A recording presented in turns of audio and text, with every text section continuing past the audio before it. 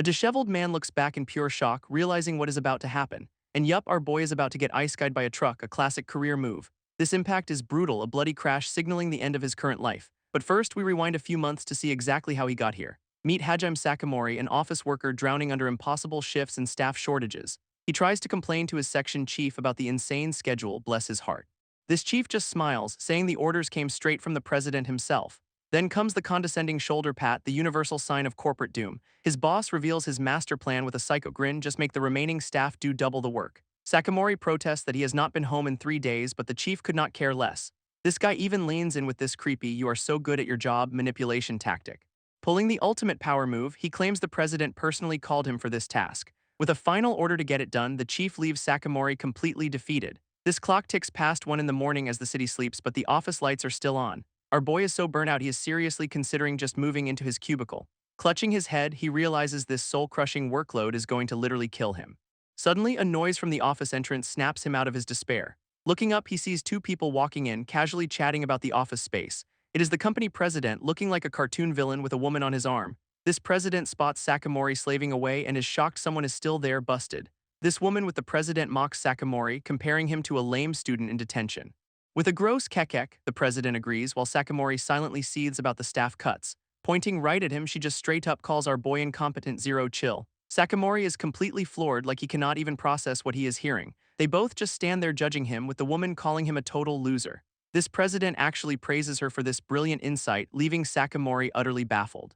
This woman, Iri, then suggests they should just fire him to save on salary, for the company. And the president, with the slimiest grin, just agrees and tells him he is fired. Our boy's entire world just shatters in that one single moment of pure disbelief. As they walk off, she is gushing about what a decisive leader he is for firing a random employee. Sakamori desperately tries to explain he is only there because of the insane workload they gave him. But the president just snaps, telling him to shut up because he is a useless employee wasting his time.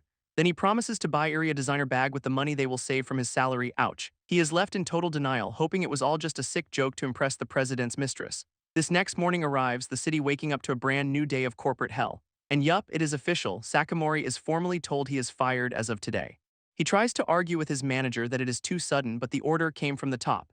This manager offers some empty platitudes, saying there is nothing to be done. Thanks for your hard work. In that moment, the full weight of his situation just hits him like a ton of bricks. Drowning his sorrows, he cannot even remember how many days he basically lived at that office. Sakamori finally makes it home, just to collapse on the floor of his now dusty room.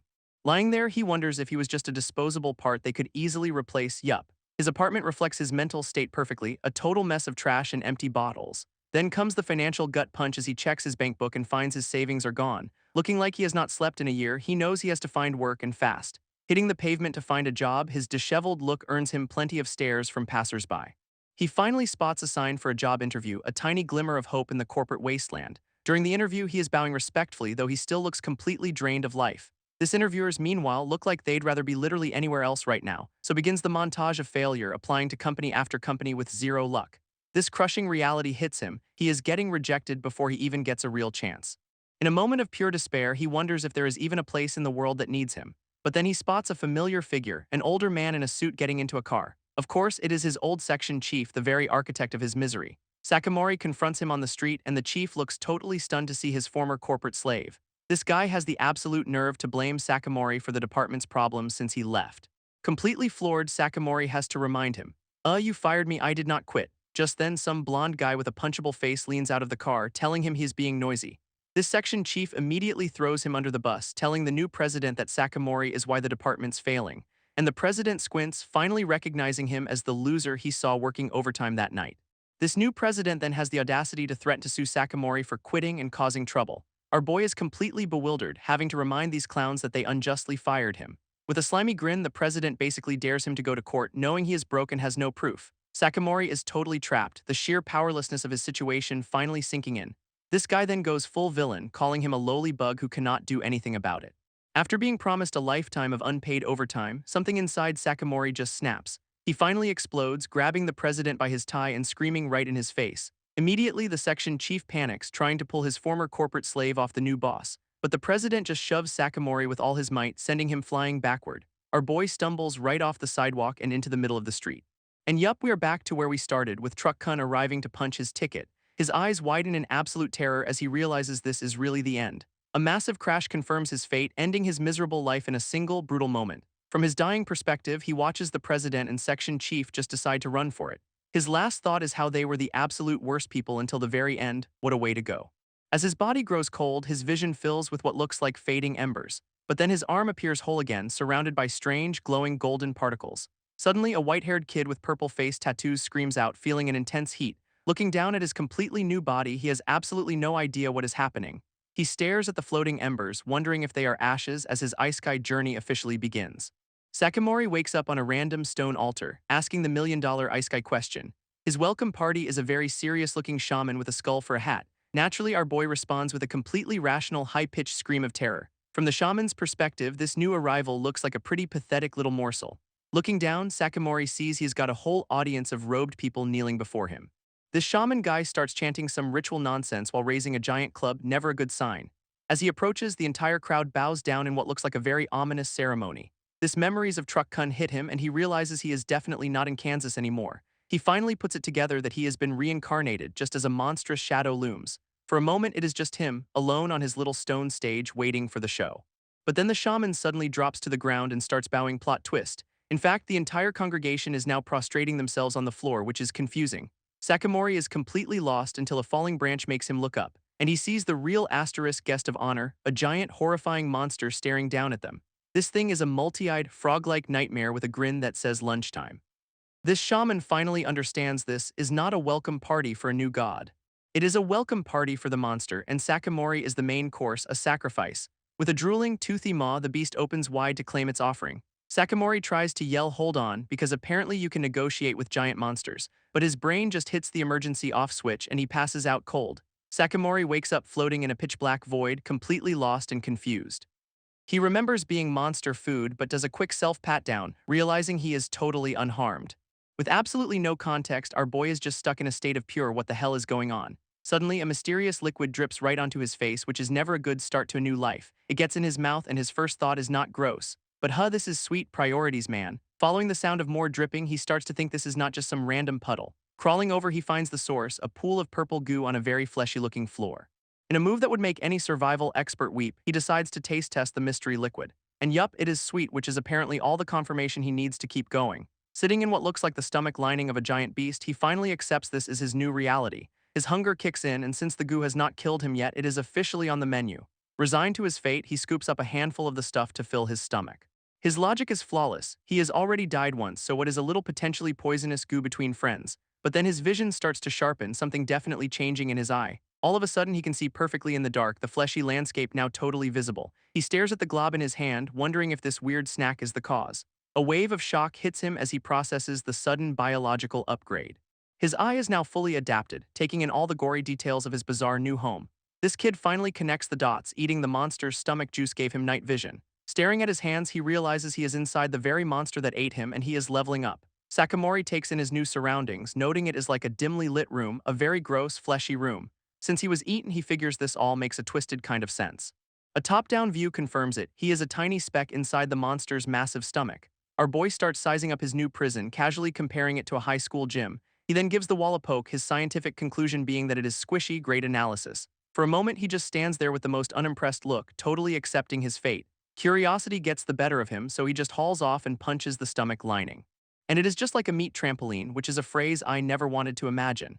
His stomach starts rumbling, but the only thing on the menu is that mysterious liquid he drank earlier. A flash of panic hits him. What if it is acid? But he quickly decides it is too late to worry now. Still, a guy can dream, and he is really craving some actual solid food right about now. But then his train of thought is interrupted by a strange noise from somewhere nearby.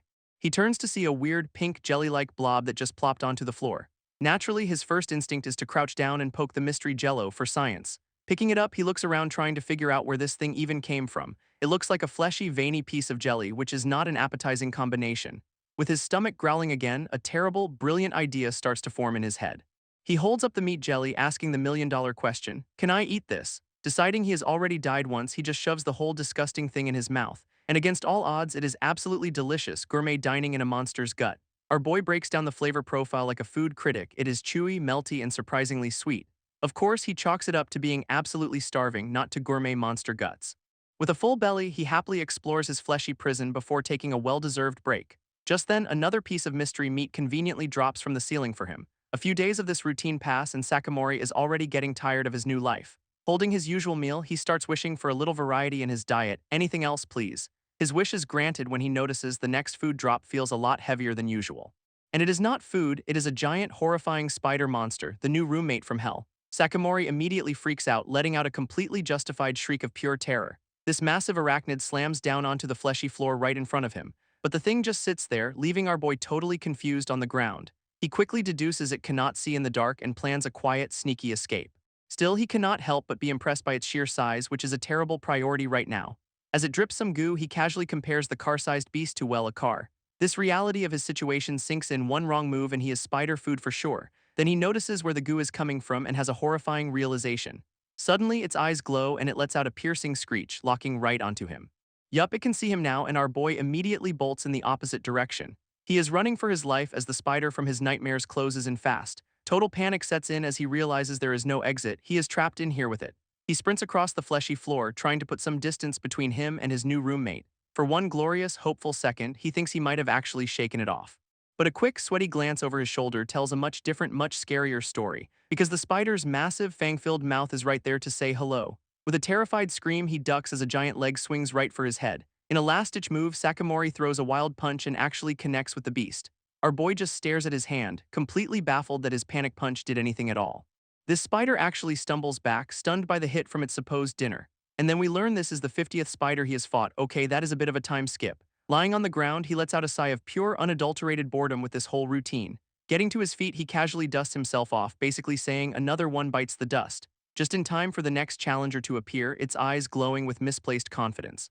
A leg comes swiping down, but Sakamori does not even flinch this time around. He just casually one-shots the monster with a single, well-placed and very tired punch. Walking past the fresh corpse, he starts complaining about how they just keep on coming. Then he gripes about who is supposed to clean up all these spider guts, a valid concern. It turns out he has built a literal mountain of defeated spider monsters in here. Now he has even developed a sixth sense for where the sweet liquid is going to drop.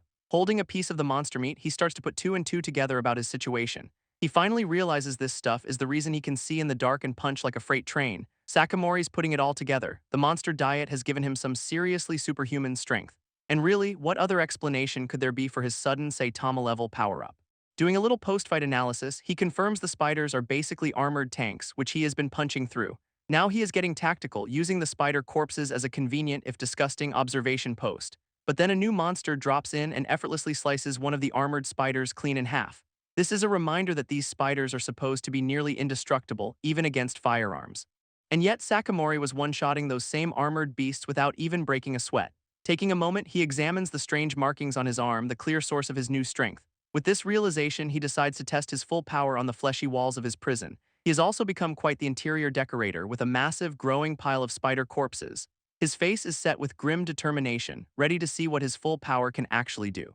And the result of his epic punch is absolutely nothing. The wall is completely unscathed. Our boy is seriously disappointed. He can one-punch armored spiders but cannot even dent his squishy prison wall. With a heavy sigh, he wonders when he will ever escape this place just as the next daily spider delivery arrives. At this point, he is just keeping a running tally of his kills, casually pointing out number 93. Oh, and it looks like the monster's stomach has upped the difficulty. He is now facing a whole horde of spiders. His biggest problem is not the spiders anymore, it is that he is running out of room because of all the corpses. But then a different sound cuts through the usual chaos, something he has not heard before. Because dropping into the arena now is a massive, horned crocodile, a whole new weight class of monster. Sakamori's reaction is pure shock. The daily menu just got a serious, terrifying upgrade. This crocodile's eye snaps open with a terrifying glow, locking right onto its target. Sakamori's face drains of all color as he realizes this is not another mindless spider. With a desperate scream, he confirms the worst. This new monster can see him perfectly. It lunges forward with incredible speed, a blur of razor-sharp teeth and armored scales. Sakamori barely dodges as the beast's jaws slam into the fleshy wall right behind him. Its teeth sink deep into the stomach lining, the very same wall he could not even dent. This monster then rips a massive chunk of flesh free, showing off its insane jaw strength. And a crazy idea sparks in Sakamori's mind. This thing could be his ticket out of here. But there is no time for brilliant escape plans when a giant reptile wants you for lunch. He sprints away, knowing his usual one-punch strategy probably will not work on this thing. Glancing at a dead spider, he is reminded that even the weak monsters are built like tanks. He knows a direct assault is suicide, so he needs to find a weak spot and fast. And just like a video game boss, a targeting reticle helpfully points out the soft underbelly. So he plants his feet and basically dares the giant death lizard to come get some. This crocodile happily obliges, charging straight at him with its mouth wide open. It closes the distance in an instant, a green and yellow blur of pure destruction. At the last second, Sakamori leaps high into the air right over the monster's head. Mid-air, he grabs onto the crocodile's horn, using its own momentum against it. With a look of absolute focus, he prepares to execute his completely insane plan. And our boy literally flips the entire crocodile onto its back, exposing its weak point. With a mighty heave, the giant crocodile is slammed onto its back, totally helpless. Sakamori immediately seizes the opportunity, rushing in to deliver the final blows. He unleashes a furious punch right into the monster's exposed, squishy underbelly. This impact sends a shockwave through the beast as his fist sinks deep into its flesh. And a look of pure relief hits him as he realizes his plan is actually working. Standing on the twitching corpse-to-be, he has a classic oops moment, very casual. Knowing he has to end this fast, he winds up for another round of punches. After a brutal beatdown, the crocodile lies still with a massive hole in its chest. Our boy collapses, completely spent after landing 20 hits just to take this thing down. Of course, all that monster slaying has worked up a serious appetite for our hero. And his gaze falls on the fresh corpse, remembering that crocodiles supposedly taste like chicken. Since his diet has been liquid and weird jelly, he figures he might as well try it. He zeroes in on the belly, the very same spot he just tenderized with his fists. Now he is wondering if he can just tear it open with his hands, for a snack. With his super strength, he digs his fingers right into the armored scales, and the hide rips open with surprising ease, much to his own shock. Pulling out a chunk of meat, he is surprised it looks almost appetizing, not gross at all. He tries to rationalize eating it raw by calling it chicken sashimi, a true culinary genius. Taking a deep breath, he just goes for it and shoves the raw monster meat into his mouth. And the verdict is in, it is delicious and it actually tastes exactly like chicken. Sakamori is absolutely loving his new meal, confirming it is way better than the old mystery goo. Sitting on the corpse, he daydreams about proper seasonings but is just happy for the variety. But then something stops him mid-bite, a look of pure confusion on his face, because he notices a strange glow coming from inside the very crocodile he is eating. He pauses his gourmet experience to investigate this weird internal light source, and from the guts he pulls out a small, glowing golden orb, a monster gacha drop. Giving it a curious poke, he finds out it is squishy and guesses it is just another organ. Of course, his next move is to poke it harder, causing it to explode all over his hand. This golden goo splashes right into his mouth, leading to a moment of pure disgust. Except it is not gross at all, it is a perfect blend of spicy, salty, and sweet. This stuff is basically a naturally occurring monster guts dipping sauce. A brilliant idea hits him, he can combine the meat and the new seasoning. And the result is a culinary experience that completely blows his mind. Suddenly, he is not just eating raw ingredients, he is having a full-blown gourmet meal. But his joy is short-lived as he realizes the tiny puddle of sauce is already gone.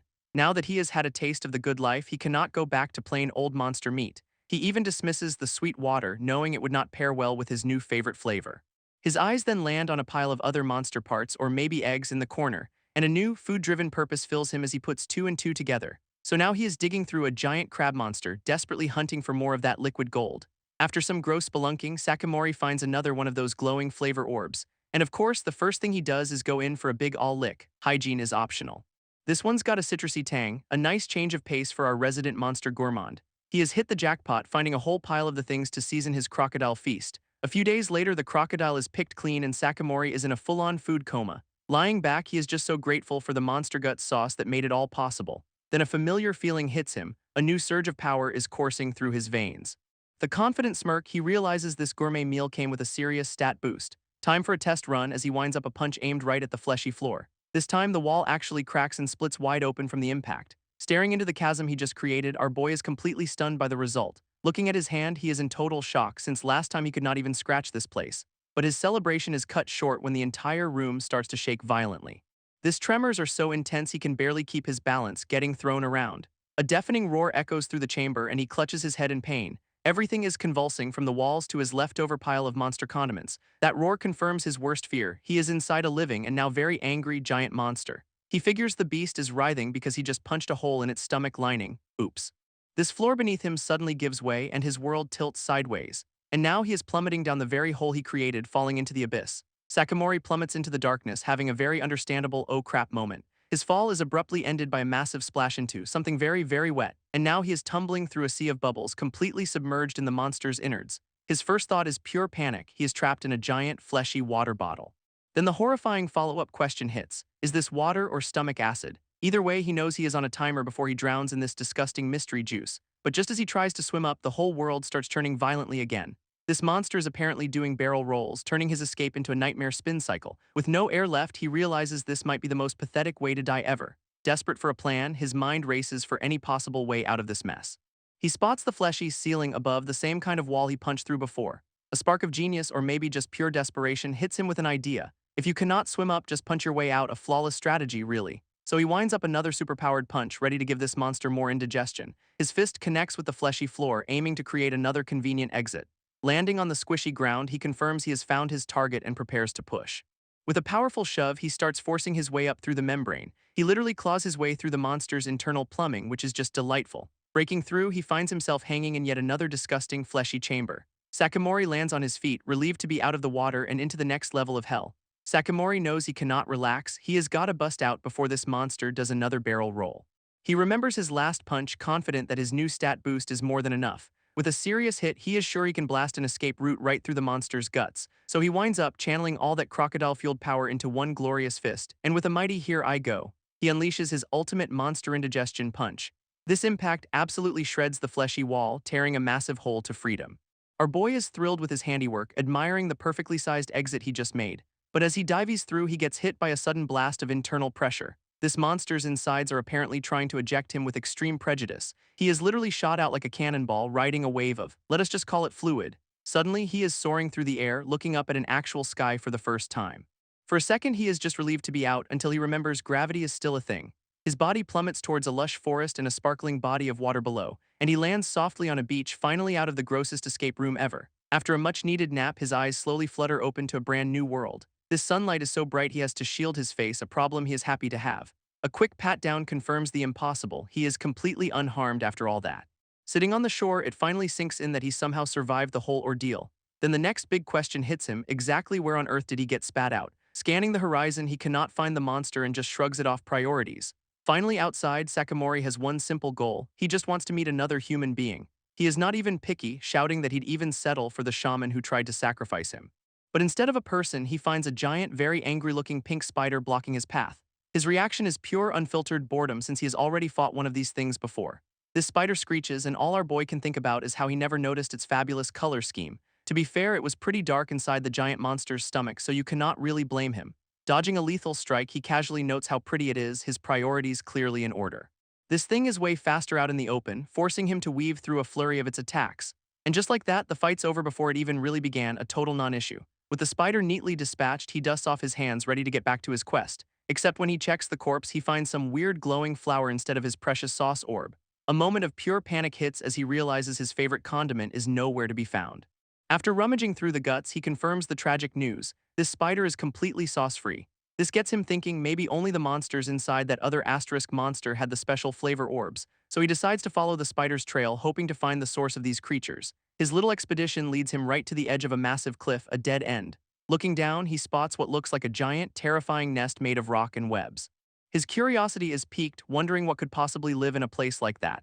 Then he spots another one of those spiders crawling right into the entrance below. Shielding his eyes, he notices it is carrying something, and suddenly this gets a lot more interesting. Peering closer, he sees the spider is not just carrying something, it is a person wrapped in webs. And it is a human kid, completely unconscious, which is a huge asterisk deal for Sakamori. Without a second thought, he scrambles down the cliff, assuming it is taking home a snack. His feet dig into the rock as he rockets down to intercept the monster, which lets out a furious screech, probably not happy about the party crasher. Sakamori lands right in its path, ready to throw down for his first potential human contact. He yanks the kid free, complaining about how sticky the webs are, a true hero's lament. After dispatching the spider off-screen, he gently checks to see if the kid's okay, who just lets out a little groan, confirming he is still alive but definitely out cold. Sakamori is relieved, hoping this kid can finally lead him to a town or village. But his moment of hope is shattered by the arrival of the spider's entire, massive family, and they are all staring him down right at the entrance to their nest, looking hungry. Our boy admits that while one was easy, a whole swarm is a bit overwhelming. This horde of angry pink spiders immediately charges at him and the unconscious kid, so Sakamori gets that time-to-work look on his face, ready for a real fight. He dives straight into the chaos, kicking and punching his way through the swarm, showing off some serious moves now that he has got that crocodile-fueled stat boost. Then he slams the ground with a powerful palm strike, clearing some space around him. Barely dodging a sharp leg attack from another one of the monsters, and he uses its own limb as a springboard to launch himself at the next target. He gets knocked back by the sheer number of spiders, hitting the ground hard. Admitting that actually hurt a little, he realizes just how badly he is outnumbered. Meanwhile, the spiders are closing in on the unconscious kid who is about to become lunch. Sakamori gets right back up, absolutely furious at the monsters for targeting his potential friend. He shoves one of their legs away, yelling at them not to touch his precious guy. After all, this is the first person he has found to talk to, and he is not letting them get eaten. With renewed purpose, he dives back into the fray, a whirlwind of fists and feet, but he quickly learns that protecting someone while fighting is way harder than it looks in anime. His solution is simple: just wipe them all out so he can have a nice, leisurely chat later. One by one, he smashes through the horde until only a single spider remains. With the area cleared, his first priority is not the kid, but finding his precious flavor orbs. A look of pure horror dawns on his face as he realizes none of these spiders have won. This leads him to a brilliant deduction: only special monsters carry the good stuff. Just then, a massive shadow falls over the battlefield, signaling a new arrival. And it is the mama bear of all spiders, a colossal beast towering over the nest's entrance. Sakamori's jaw drops at the sheer size of this thing, completely stunned. His foodie brain immediately connects the dots: this must be a special variant. This giant spider starts eating its fallen children, and our boy just critiques its dining habits. After an off-screen beatdown, Sakamori sits victoriously on the boss's corpse, having found his prize. Lying back, he confirms his theory with a satisfied sigh: the seasoned eggs are indeed a rare drop. He reflects that the boss spider was powerful, but its attacks were pretty easy to dodge. In contrast, the smaller ones were way faster, making the swarm a genuine hassle to deal with. Lying on the ground, his post-battle chill is interrupted by the kid he just rescued, who is absolutely overjoyed, thanking him for the heroic save from becoming spider food. This boy bows deeply, calling Sakamori his lifesaver, a title our guy is not used to. And Sakamori's first question is how he even got caught while supposedly on his way for help. This question triggers a massive "oh crap" moment as the kid remembers his urgent mission, immediately asking if Sakamori is some kind of famous adventurer, which is a fair guess. Our boy gives a very awkward "not exactly," since he is basically a professional monster eater. This kid explains his village's protector collapsed, so he was sent to find reinforcements. Then he straight up asks Sakamori to save his village, putting him right on the spot. His logic is simple: anyone who can wipe out a spider horde can definitely save a town. This whole hero thing makes Sakamori flash back to his old life as a corporate drone and a NEET, and he stares at his hand, contemplating the massive responsibility of saving an entire village. He wonders if getting all this power was some kind of destiny, a real main character moment. With a determined clench of his fist, he finally makes a decision. A confident grin appears as he agrees to give it a shot, accepting the quest. This kid is absolutely thrilled, thanking him profusely for agreeing to be their hero. But just as they are about to leave, Sakamori tells him to hold on for a second. He looks back at the giant spider corpse, deciding it would be a waste to just leave it there. With the spider family neatly piled up, Sakamori is ready to carve up the main course. He tells the kid to watch and learn, ready to grab his final, well-earned flavor orb. Except the giant spider corpse suddenly starts thrashing around. It is not dead yet, and the ground immediately gives way, sending Sakamori tumbling into a brand new problem. He tries to get in a final stomp, a truly ambitious move, while falling into a chasm.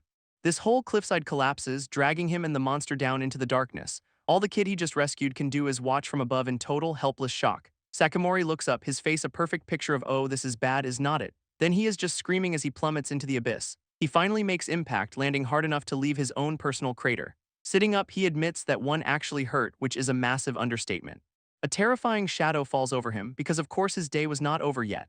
After clawing his way out of the rubble, he is just glad he was not buried alive. But he realizes this new cave looks suspiciously like the inside of that giant monster's body. His escape route is completely blocked by the cave-in, with no safe way to dig out, which means his only option is to venture deeper into the ominous darkness ahead.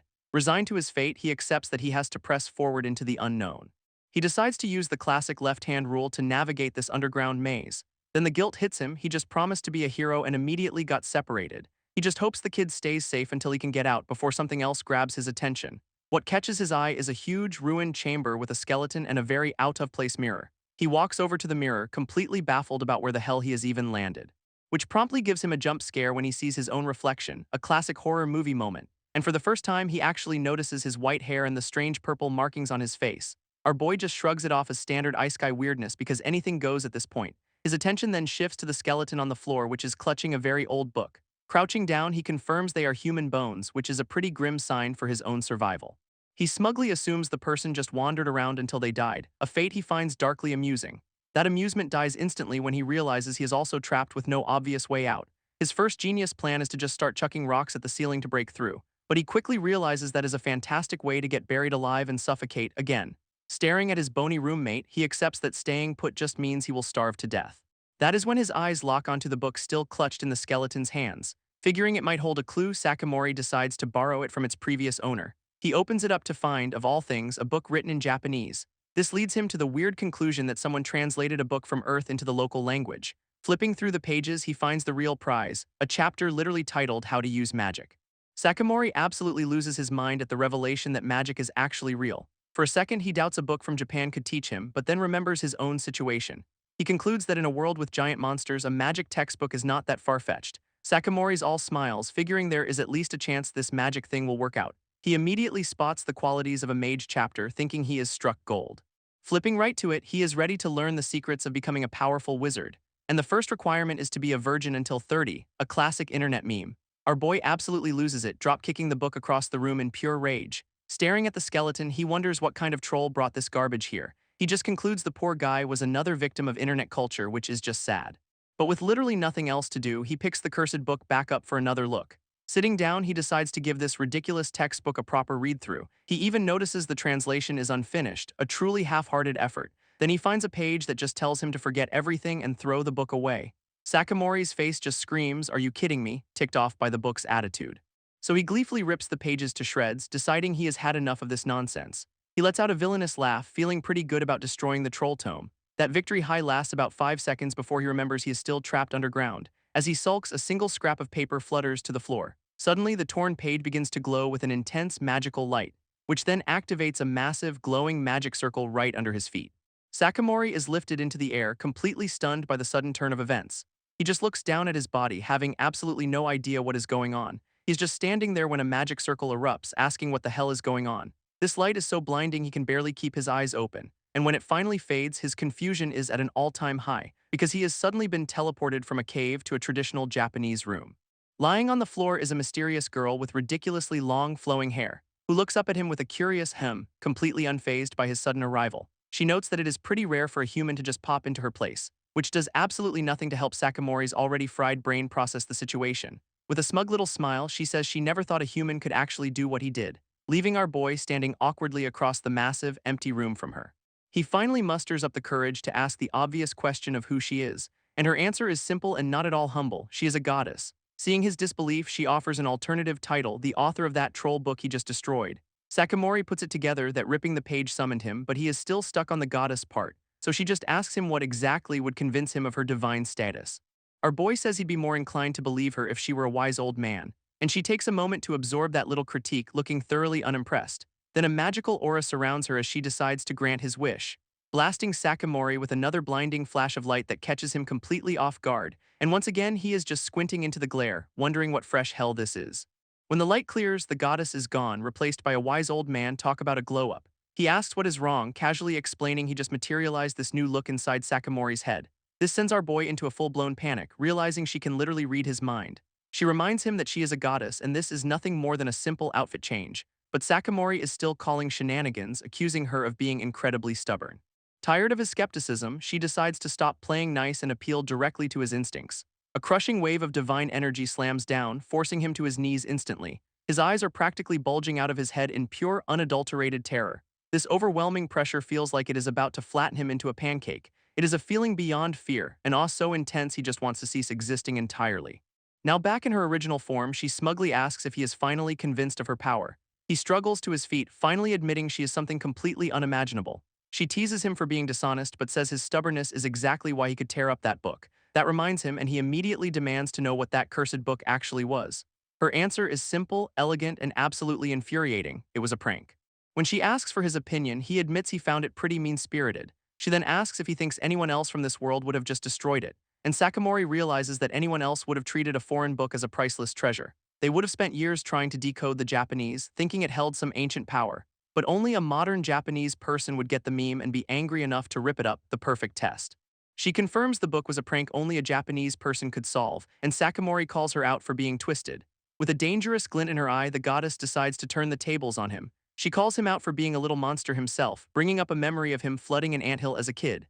Sakamori is absolutely mortified, realizing she just peeked directly into his embarrassing childhood memories. He accuses her of reading his mind, and she just laughs like it is the most normal thing ever. Our boy immediately surrenders, calling her a cute little thing out of pure unfiltered panic. He is still trying to backpedal, hands up like he is being held at gunpoint by his own cringe. Now that he's been thoroughly humbled, she finally asks what kind of power he actually wants. Sakamori is thrown for a loop, asking if the whole point was not about getting magic from that book. She plays coy for a second before shrugging, saying magic is totally fine if that is his choice. This goddess then compares her divine prank to rereading an old diary, which he finds way too casual. He warns her to stay out of his dark past, and she just finds his human drama endlessly amusing. Getting back on track, Sakamori formally requests the power of magic, looking dead serious this time. With a pleasant smile, she agrees to grant his wish, but of course there is a catch. He is immediately hit with the news that he has to pass a trial first. She explains that since he passed her impossible prank test, she is offering him one more chance at greatness. This new gamble is simple: win the trial and he gets double the power he would have from the book. Sakamori smells a trap, thinking the offer is way too generous before asking about the failure condition. She tells him not to worry, even if he fails, he still gets the original power-up as a consolation prize. Realizing it is a no-lose situation, he clenches his fist, knowing he has to take the deal. He is immediately skeptical of her generosity, but the goddess just finds his comeback amusing. With a smug smile, she tells him not to overthink it, promising to keep things simple. This trial begins with a classic hypothetical: what is the one thing he'd want on a deserted island? His answer is pure modern-day priorities: a smartphone with unlimited battery and internet access. Without another word, a glowing orb of light just materializes in her palm, and that light solidifies into the very smartphone he just asked for. It floats gently into his hand, leaving Sakamori completely baffled by the instant delivery. This rules are simple, she explains. The longer he can hold out, the greater his reward will be. Basically, it is an endurance test with a massive power-up on the line for our boy. Looking determined, Sakamori accepts the terms of this bizarre trial without hesitation. With a massive, slightly unsettling grin, she wishes him the best of luck. Our boy just stares back, probably sensing that her good luck is actually a warning. He is instantly transported to an endless white void, realizing this is not a deserted island at all. A wide shot reveals he is just a tiny speck in an infinite, featureless white expanse. As he wanders the void, Sakamori cannot shake the feeling that he is a lab rat in an experiment. But then he remembers the one thing he brought with him: his brand new phone. A quick check confirms it has got infinite battery and a ludicrously fast internet connection. With a grin, he realizes the internet is working, which means one thing: gaming time. He kicks back, completely relaxed, thinking he could happily stay here forever. So the great trial begins with our hero just lying on his back playing a mobile game. He is passed out in a state of pure gamer bliss, phone dropped from his hand. Having already maxed out every JRPG he can think of, he has moved on to retro shooters. He does not need to eat, sleep, or even use the bathroom. This is peak human existence. And then a little text box pops up to mark the passage of time, which turns out to be a casual 10 years, a bit longer than a weekend binge. This goddess suddenly reappears, acting surprised to see him still kicking around. Sakamori snaps out of his decade-long trance, looking completely bewildered. She greets him with a breezy "long time no see," as if she did not just abandon him for a decade. Taking a closer look, she seems to be processing just how far gone he is. It hits her that our boy has completely forgotten who she is. His brain is just pure static. She is absolutely delighted, comparing him to a bug she forgot in a drawer over summer break. When she asks how long he thinks it has been, he tells her she should know since she runs this place. He guesses 10 years, and her confirmation makes his jaw hit the non-existent floor. Our boy is in complete denial, but she just challenges his disbelief with a smug little smile. So she tells him to check his precious phone, since it should have a log of its operating time. This phone sits on his lap, an unassuming black rectangle holding a decade of his life. She helpfully suggests he check the settings, because of course a divine phone tracks that. Then she teases him for being more attached to the phone than to her, and he totally agrees. He finally navigates to the settings and finds the uptime, a whopping 90,116 hours. As he panics trying to convert hours to years, the goddess just laughs her ass off at his struggle. This math checks out, and it is a horrifying 10.28 years, which sends Sakamori into a state of pure catatonic shock. Our goddess is just laughing her ass off, smugly confirming the decade-long time skip. He is still reeling from the news, and she just calls him a troublemaker for surviving. She casually mentions most people go insane in 3 days, which he totally gets, because without his phone, he would have been a screaming wreck torn apart by the sheer nothingness. Sakamori admits he only thought he could last 72 hours, even with unlimited internet. And she is delighted he thought that, once again telling him to stay out of her head. Even she is surprised, admitting she only planned for the trial to last about 10 days. With that, she just drops a casual congratulations on him, leaving the kid totally blank. His brain is still buffering when she confirms the obvious: he passed the trial. Sakamori thinks it was way too easy, and she immediately calls him out for it, mind reading again. Now for the fun part, as she asks him what kind of magic he actually wants. He takes a moment to seriously consider the possibilities, hand on his chin. His imagination runs wild with visions of him wielding every element like a total boss. But after all that, his request is simple. He wants to be the strongest human in the world. She calls that a humble wish, with a look that says he has no idea what strong means. Our boy is completely lost, wondering how that could possibly be considered humble. With a confident smile and a snap of her fingers, she agrees to make it happen. And he has already figured out the snap is just for show. She is so powerful she does not even need it. To demonstrate his new power, the goddess summons a giant lizard monster crackling with purple energy. which immediately starts casting some high-level magic with a glowing circle above its head. And Sakamori is completely floored, realizing this is what actual magic looks like in this world. A beam of pure destruction erupts from the spell, causing a massive explosion in the distance, leaving our boy absolutely speechless at the sheer scale of power on display. This goddess's voice echoes in his head, sarcastically calling his wish to be the strongest human humble. And with a smirk, Sakamori finally gets it. Strongest human is a very specific and potentially useless title. Meanwhile, another monster starts rampaging nearby, setting the whole forest on fire, which Sakamori just watches from afar, comparing the kaiju-level destruction to a kid's tantrum. He figures his new power probably does not apply to monsters and decides to just stay out of it, as the creature continues its destructive path, completely unchecked and thrashing wildly. Then he hears a crash and sees the splintered remains of what looks like a building, making him realize with horror that the monster just flattened someone's entire house. His conscience finally kicks in and he bolts towards the chaos without a second thought, literally running down the side of a cliff face with a golden aura flaring around him, leaping an impossible distance to get to the scene of the destruction below. He lands on the ground only to be startled by an unexpected sight. A little kid is standing there asking if he is the one who is okay. A quick flashback shows the kid's mother was about to be crushed by the monster's attack, and Sakamori sees the terrified child, realizing he has just stumbled right into a rescue mission. A villager stumbles out of the woods, relieved to see the kid is safe after he managed to escape. Sakamori immediately connects the dots. This rampaging lizard monster is why the kid needed help. This villager bolts, telling the kid to get everyone to evacuate the village immediately. But when Sakamori arrives, he finds the village already on fire with a different cat-like beast atop a temple. He just stares, completely stunned by the sight of the burning pyramid. And suddenly a vision hits him, a memory of a past self watching over a similar scene of ruin. In this memory, he sees robed figures leading people away as he stands by with strange purple markings. He snaps back to reality, completely thrown by the sudden, vivid flashback. Looking around, he sees terrified villagers hiding in the rubble of their homes. A family clutches each other, trapped and with nowhere left to run. Another man is just praying for his life, pinned under the wreckage. Sakamori screams at them to run, telling them hiding is completely useless. They just stare back, paralyzed by fear and probably not trusting this random screaming guy. Realizing they will not listen, he decides on a new plan. He will just move the monster himself. This giant lizard monster roars, surrounded by fire and ready to cause more destruction. So Sakamori gets its attention with a classic "Hey, big guy," and its three creepy eyes lock right onto him. He stands his ground, taunting the beast with a smirk, totally ready for this fight. But the monster ignores him and charges after a fleeing mother and child instead, forcing Sakamori to sprint after it.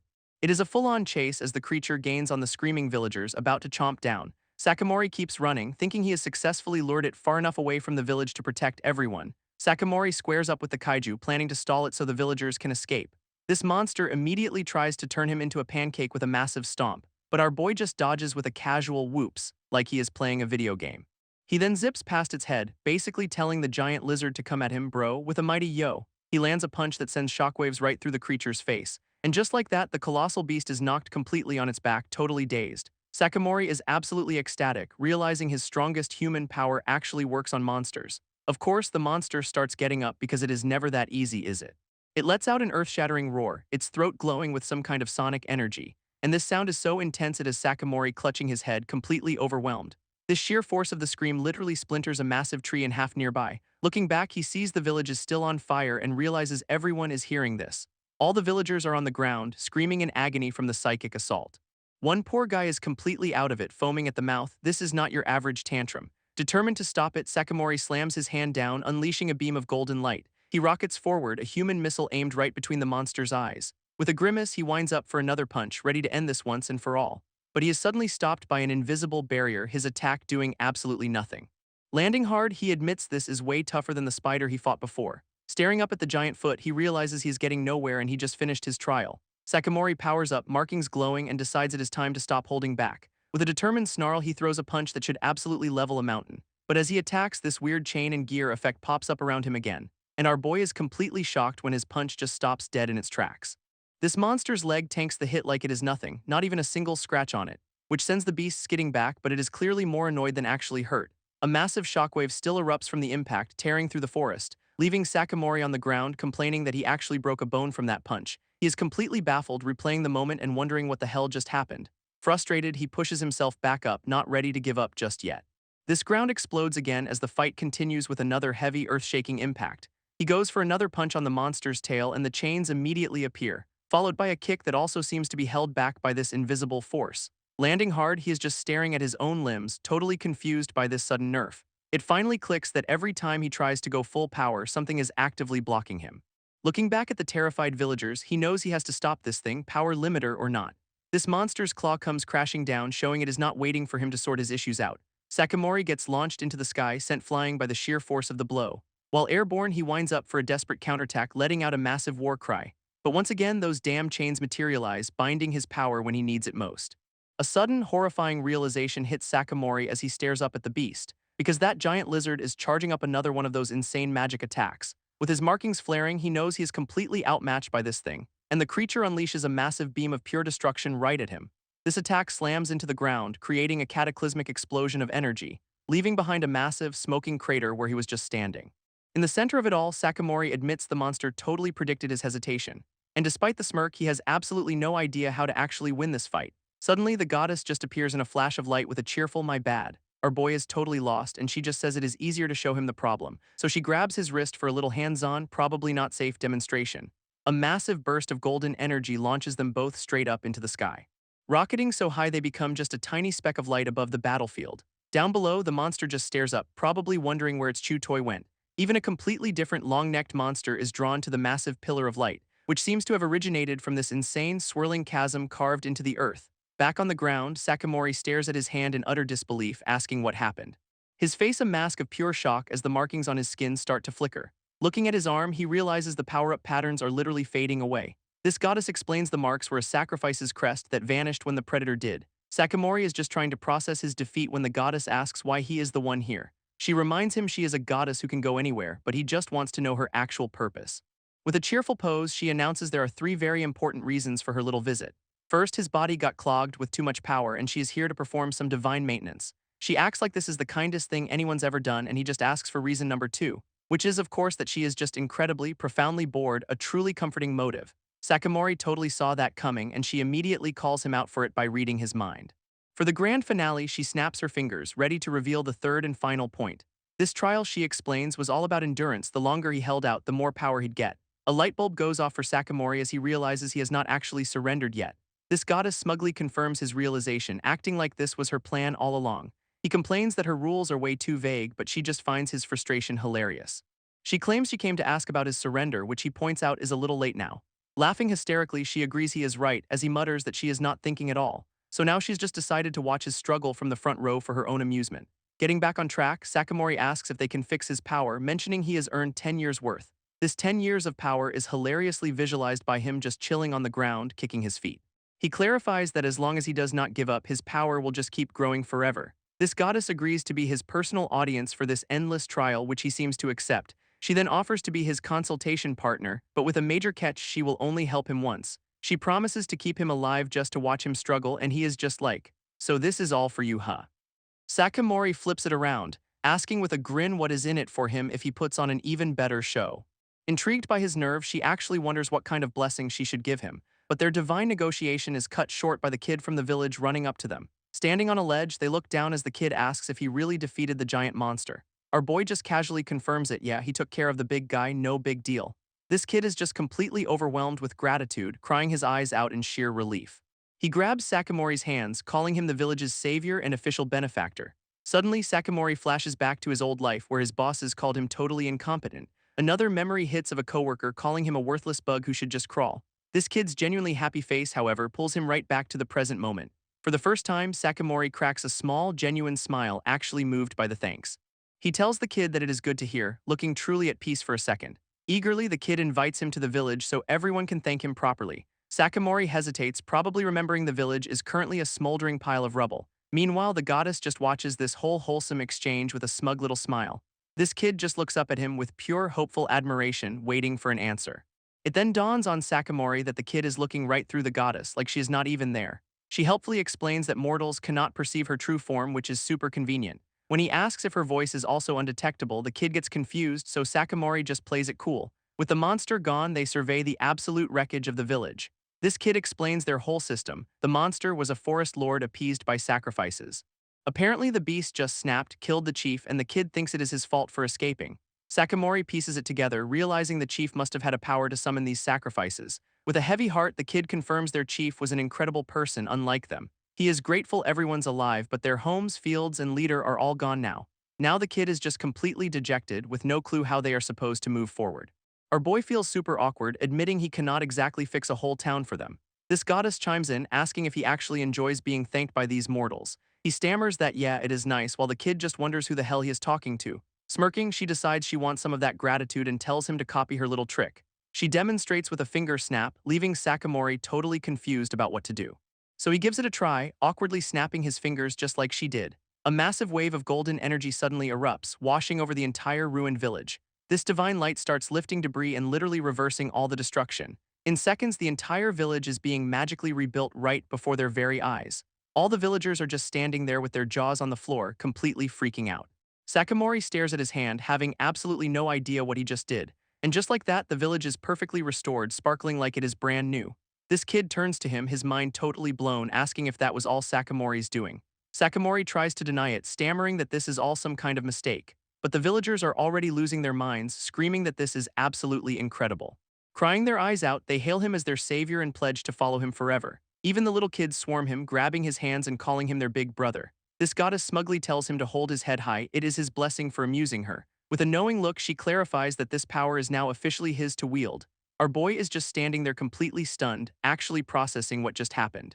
And the village is just sparkling, looking pristine and brand new under the sunset. Looking on in total awe, the kid finally realizes Sakamori was behind the whole miracle. In an instant, he is surrounded by the entire village, literally glowing with hero energy. Every single person is just staring at him with pure, unadulterated adoration on their faces. So he just leans into it, coolly confirming that yeah, it was all his doing. Which of course makes the entire crowd go absolutely ballistic with cheers. This kid immediately calls for a feast, telling everyone to break out the good sake for him. His divine partner teases him for accepting, asking if modesty is a virtue back home.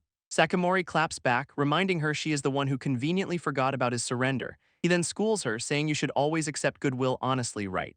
She just bursts out laughing, admitting that he has absolutely got her there. Still cackling, she calls him an interesting one, noting it is hard work being this entertaining, and she promises that as long as he keeps it up, she will grant him more appropriate blessings. Sakamori calls her out for her terrible personality, and she just says he is misunderstanding things. And of course, his big takeaway is that he is basically on the path to godhood now.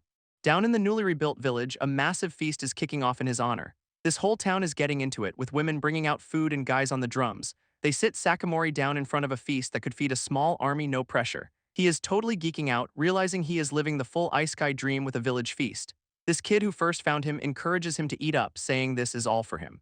A couple of the village elders step up to give their heartfelt thanks for saving them all. Even the women are crying with gratitude, thanking him over and over again. This entire village gathers around him, just showering him with pure, unadulterated gratitude.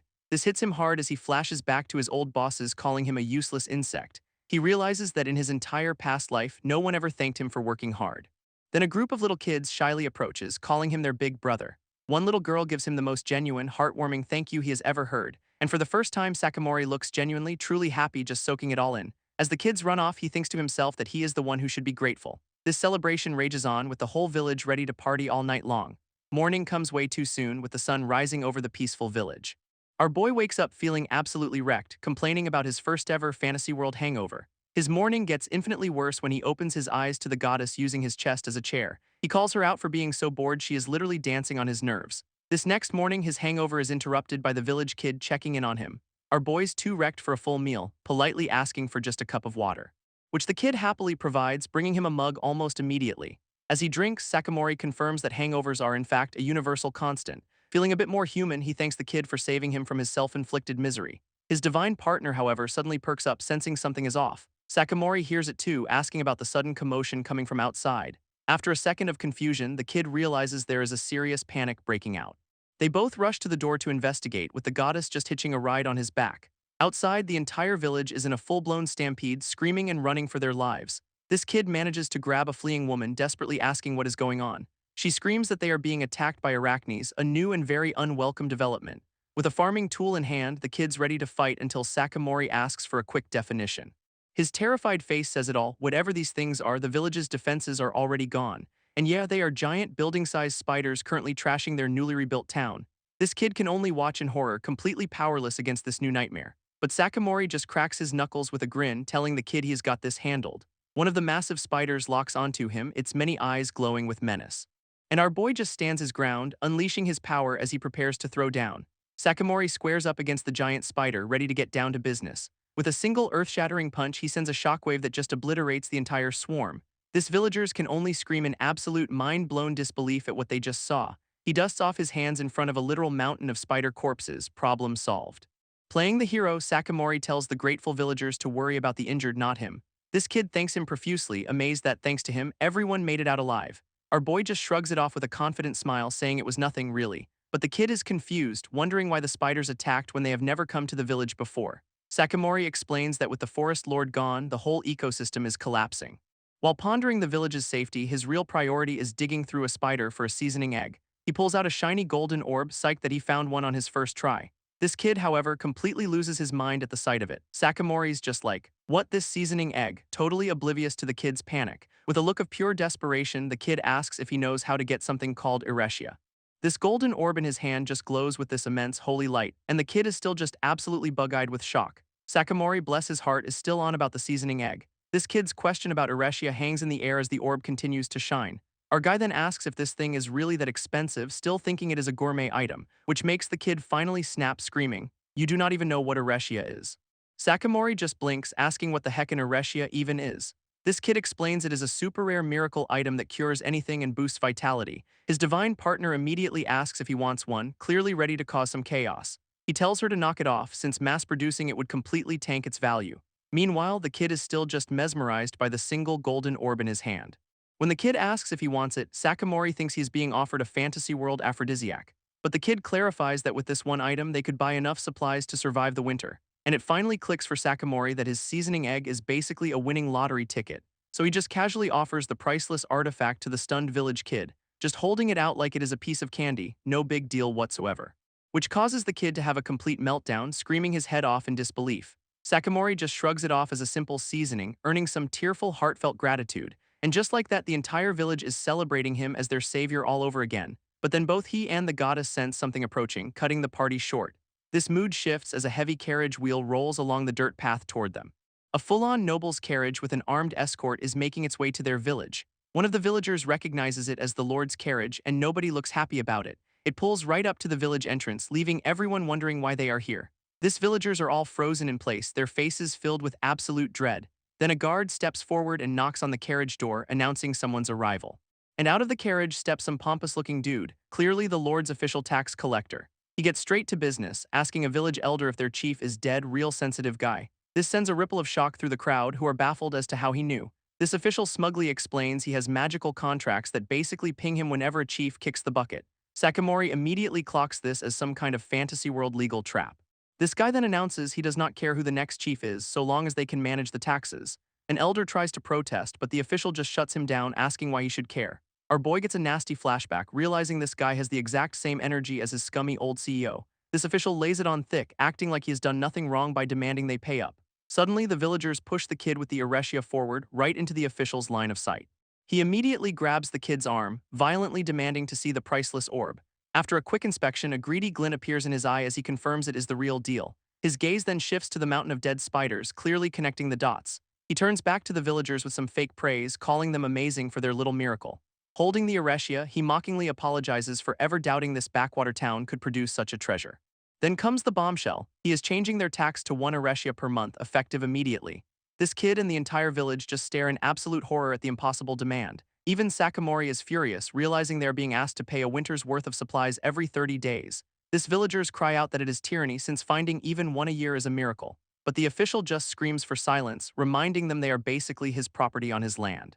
This official stomps his foot, lecturing them about how this land nourishes them right before he bleeds them dry. He shoves an elder to the ground, telling him to know his place as property of the rightful owner. With the old man down, he fake laments how he will not be able to collect taxes from them, because if they refuse, he will just have them all killed to follow their dead chief. This guy is really leaning into the whole foot-on-your-neck villain monologue. His goons draw their swords to back up the threat, asking if the villagers want to die. And he has got this incredibly punchable, self-satisfied smirk on his face the whole time. This entire village is just frozen in absolute terror, unable to say a single word. But the collector's little power trip is interrupted by someone new stepping into his view.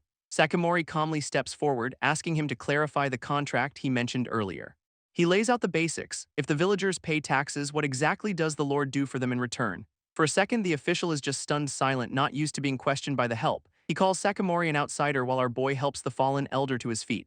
Sakamori presses on, saying if the terms cannot be explained to a third party, it must mean the contract is pretty shameful, which really gets under the guy's skin. So the collector throws a fit, grandly declaring he will explain the honor of their duties. Our boy is just like, duties, completely unimpressed by the theatrics. And here is the big reveal: their duty is to be grateful he lets them live on his land, that is it. He goes on a full-blown rant about how they are his dogs and should be thankful for their scraps. Sakamori just says, "I see," then immediately clenches his fist and decks the guy right in the jaw. Sakamori delivers a full-power kick, launching the tax collector straight into the stratosphere. That pompous official goes spinning through the air like a cartoon character, a truly satisfying sight. With a stone-cold glare, our boy makes it clear the negotiations are officially over. This collector's goons can only watch in horror as their boss face plants hard into the dirt. Before they can even react, Sakamori just blitzes through the entire squad in a flash.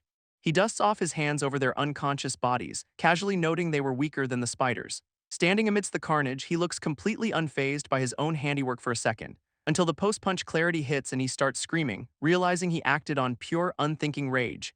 His mind races, knowing the villagers will face retaliation unless he can make himself the sole target. After a moment of panic, he just accepts it, admitting he hated the guy from the start anyway. Just then, the village kid approaches him, cautiously getting his attention. Backed by the other villagers, the kid asks if Sakamori will lend them his strength for a bigger fight. Their goal is nothing short of total independence from the tyrant currently knocked out on the ground. With desperate hope in his eyes, the kid pleads for his help to secure their future. Sakamori is just stunned by the word independence. That is a pretty big ask. This kid explains the system. They can break free from a corrupt lord if a powerful person leads them. Apparently, they can even band together with other villages to appoint a whole new feudal lord. And it finally clicks for Sakamori: this is a different world with completely different rules. He flashes back to his old life, realizing he is finally free from bowing to scummy bosses. With newfound resolve, he clenches his fist, ready to take on this new role. With a new fire in his eyes, Sakamori accepts his role as the village's new leader. Pompous official and his cronies are all tied up, forced to face their new boss, Sakamori. Our boy crosses his arms, wondering what the heck he is supposed to do with these guys now. From the ground, the bruised collector immediately tries to bribe him, asking for his price. Sakamori is just completely thrown, having no idea what the guy is even talking about. Desperate, the official promises to pay any amount, clearly thinking this is just a shakedown. When Sakamori says it is not about a ransom, the collector is just baffled by the concept. This refusal to play along sends the official into a rage, accusing Sakamori of mocking him. Even the village kid is confused, wondering why this dude is having a meltdown over not being extorted. His divine partner explains that for nobles, paying a huge ransom is a status symbol, a truly twisted flex. Sakamori just scoffs, completely unable to understand the logic of these prideful idiots. This kid knows that money will not fix anything. The Lord would just find another way to crush them. While they both ponder how to secure independence, Sakamori gets a brilliant, petty idea. A light bulb goes off as he asks a very important question: what is the local currency? This village kid, still catching up, tells him the currency is called cells. After confirming that one cell is the smallest unit, Sakamori's plan is officially ready to go. He turns to the still smug collector, announcing he has decided on the ransom amount. With the most troll-tastic smile ever, he demands the grand total of one single cell. This tax collector's brain completely short-circuits at the demand of a single cell. All the villagers are just as stunned, their minds collectively blown by the absurdly low ransom. Sakamori just confirms it with a casual smile, repeating that the price is indeed one cell. This pompous official immediately takes it as a massive insult, his face twisting in pure fury. Waving him off, our boy says the offer stands and to let him know when he is ready to pay up. His divine partner, watching from the sidelines, is understandably curious about this bizarre strategy. He explains the simple but devastating logic behind his plan as she floats beside him. It is a perfect trap with two options. Admit he is only worth one cell, or admit he cannot even afford that. Both of them are in perfect sync, knowing this is the ultimate checkmate for a prideful fool. Sakamori knows this type of person all too well, flashing back to his scummy corporate bosses. For a man obsessed with his public image, either choice is a catastrophic blow to his ego. This goddess then asks the logical question: what if he just refuses to play the game at all? But Sakamori is completely sure of himself, positive the guy's pride will not even let him think of that. She gets his attention, calling him adventurer with a curious little poke.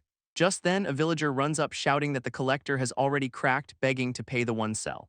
Our boy is just like, wow, that was fast, and tells the villager he is on his way. He knew this guy was all bark and no bite, the kind of person who only spares people to exploit them. Once a bully like that is tied up and has to endure even a little suffering, they fold instantly. This collector's sweaty, grimacing face is proof that he cannot handle the slightest bit of discomfort. With a wicked grin, Sakamori declares the real fun starts now, earning a laugh from his genius-praising partner.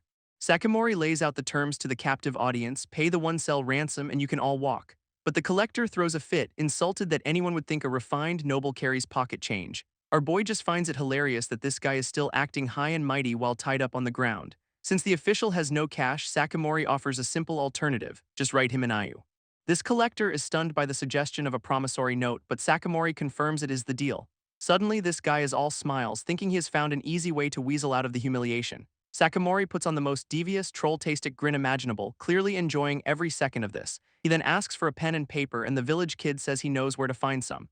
A nice piece of parchment is brought out, ready for the official signing ceremony. Then comes the twist: no pen, so the collector will have to sign it in blood, much to his horror. Sakamori taunts him, saying he is free to go buy a pen himself if he'd rather not. This kid helpfully points out that the nearest town is a 6-day round trip on foot. Actually, scratch that, it is more like a full week, a whole week of being tied up and miserable. Faced with that lovely prospect, the collector immediately folds, screaming that he will do it. Someone then hands him a small knife to get the ink ready for his signature. When the village kid worries about giving a captive a weapon, Sakamori tells him it is totally fine. This collector is clearly thinking about trying something stupid with that blade. But Sakamori reveals the final checkmate: if he acts up, they will just tell everyone his lord is too broke to pay a 1 cell ransom. Besides, our boy adds, it is not like a little knife would even make a difference against him anyway. And with that, the collector is left with his rope, his knife, and his absolutely shattered pride. Sakamori tells the collector to get on with it and sign the IU with his own blood. This guy's face is a masterpiece of pure, unadulterated rage at the humiliation. But then with a snap, the collector seems to have an idea, or maybe he just broke. Our boy just watches on, completely unfazed by the villain's little meltdown. Meanwhile, the entire village is collectively losing their minds over this whole situation.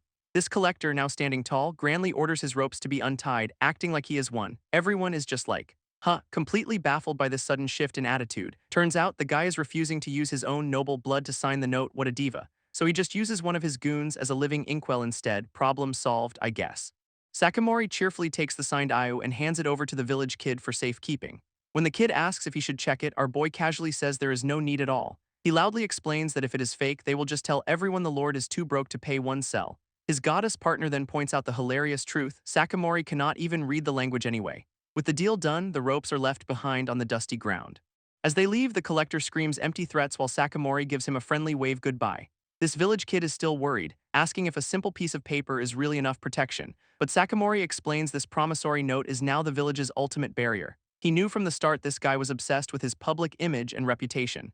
This collector's worst nightmare is the world finding out his life was valued at a 1 cell.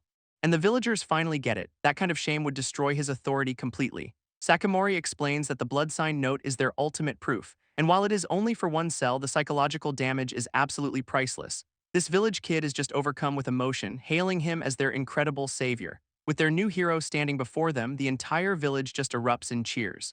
Meanwhile, his divine partner is absolutely losing it, laughing her head off at his genius. Now that the party's over, Sakamori announces their next big goal: raising funds for independence. Later, he and his floating partner take a stroll down a forest path to clear his head. Our boy runs a hand through his hair, complaining that it is getting annoyingly long. She just zips around him, teasing him about the trivial problems of being human. To prove her point, she shows off her perfect, divinely controlled hair. What a flex. After some thought, he admits you do not know what you have got till it is gone. Impressed, she offers him the ultimate blessing, a lifetime guarantee against going bald. Sakamori immediately bows in deep, sincere gratitude. This is the most important thing ever. She promises to protect his hairline forever, making him wonder about the offering costs.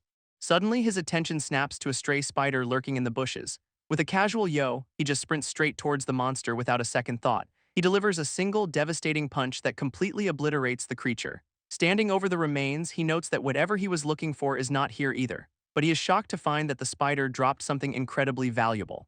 His partner explains it is a rare, high-energy compound, basically a monster guts protein shake. His partner explains these compounds are basically super-concentrated nutrients found inside certain creatures. This special substance is called Alentia, and it is an incredibly rare monster drop.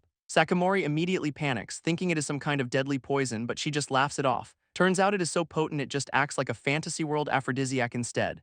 Wait, what? He realizes he has been exposed before, and she confirms his body has already built up a resistance. She calls him lucky for finding so many rare monsters, but he is not so sure about that assessment. Just then, another lucky find appears in the form of a giant, very angry-looking spider. With a single explosive punch, he takes care of the new problem immediately.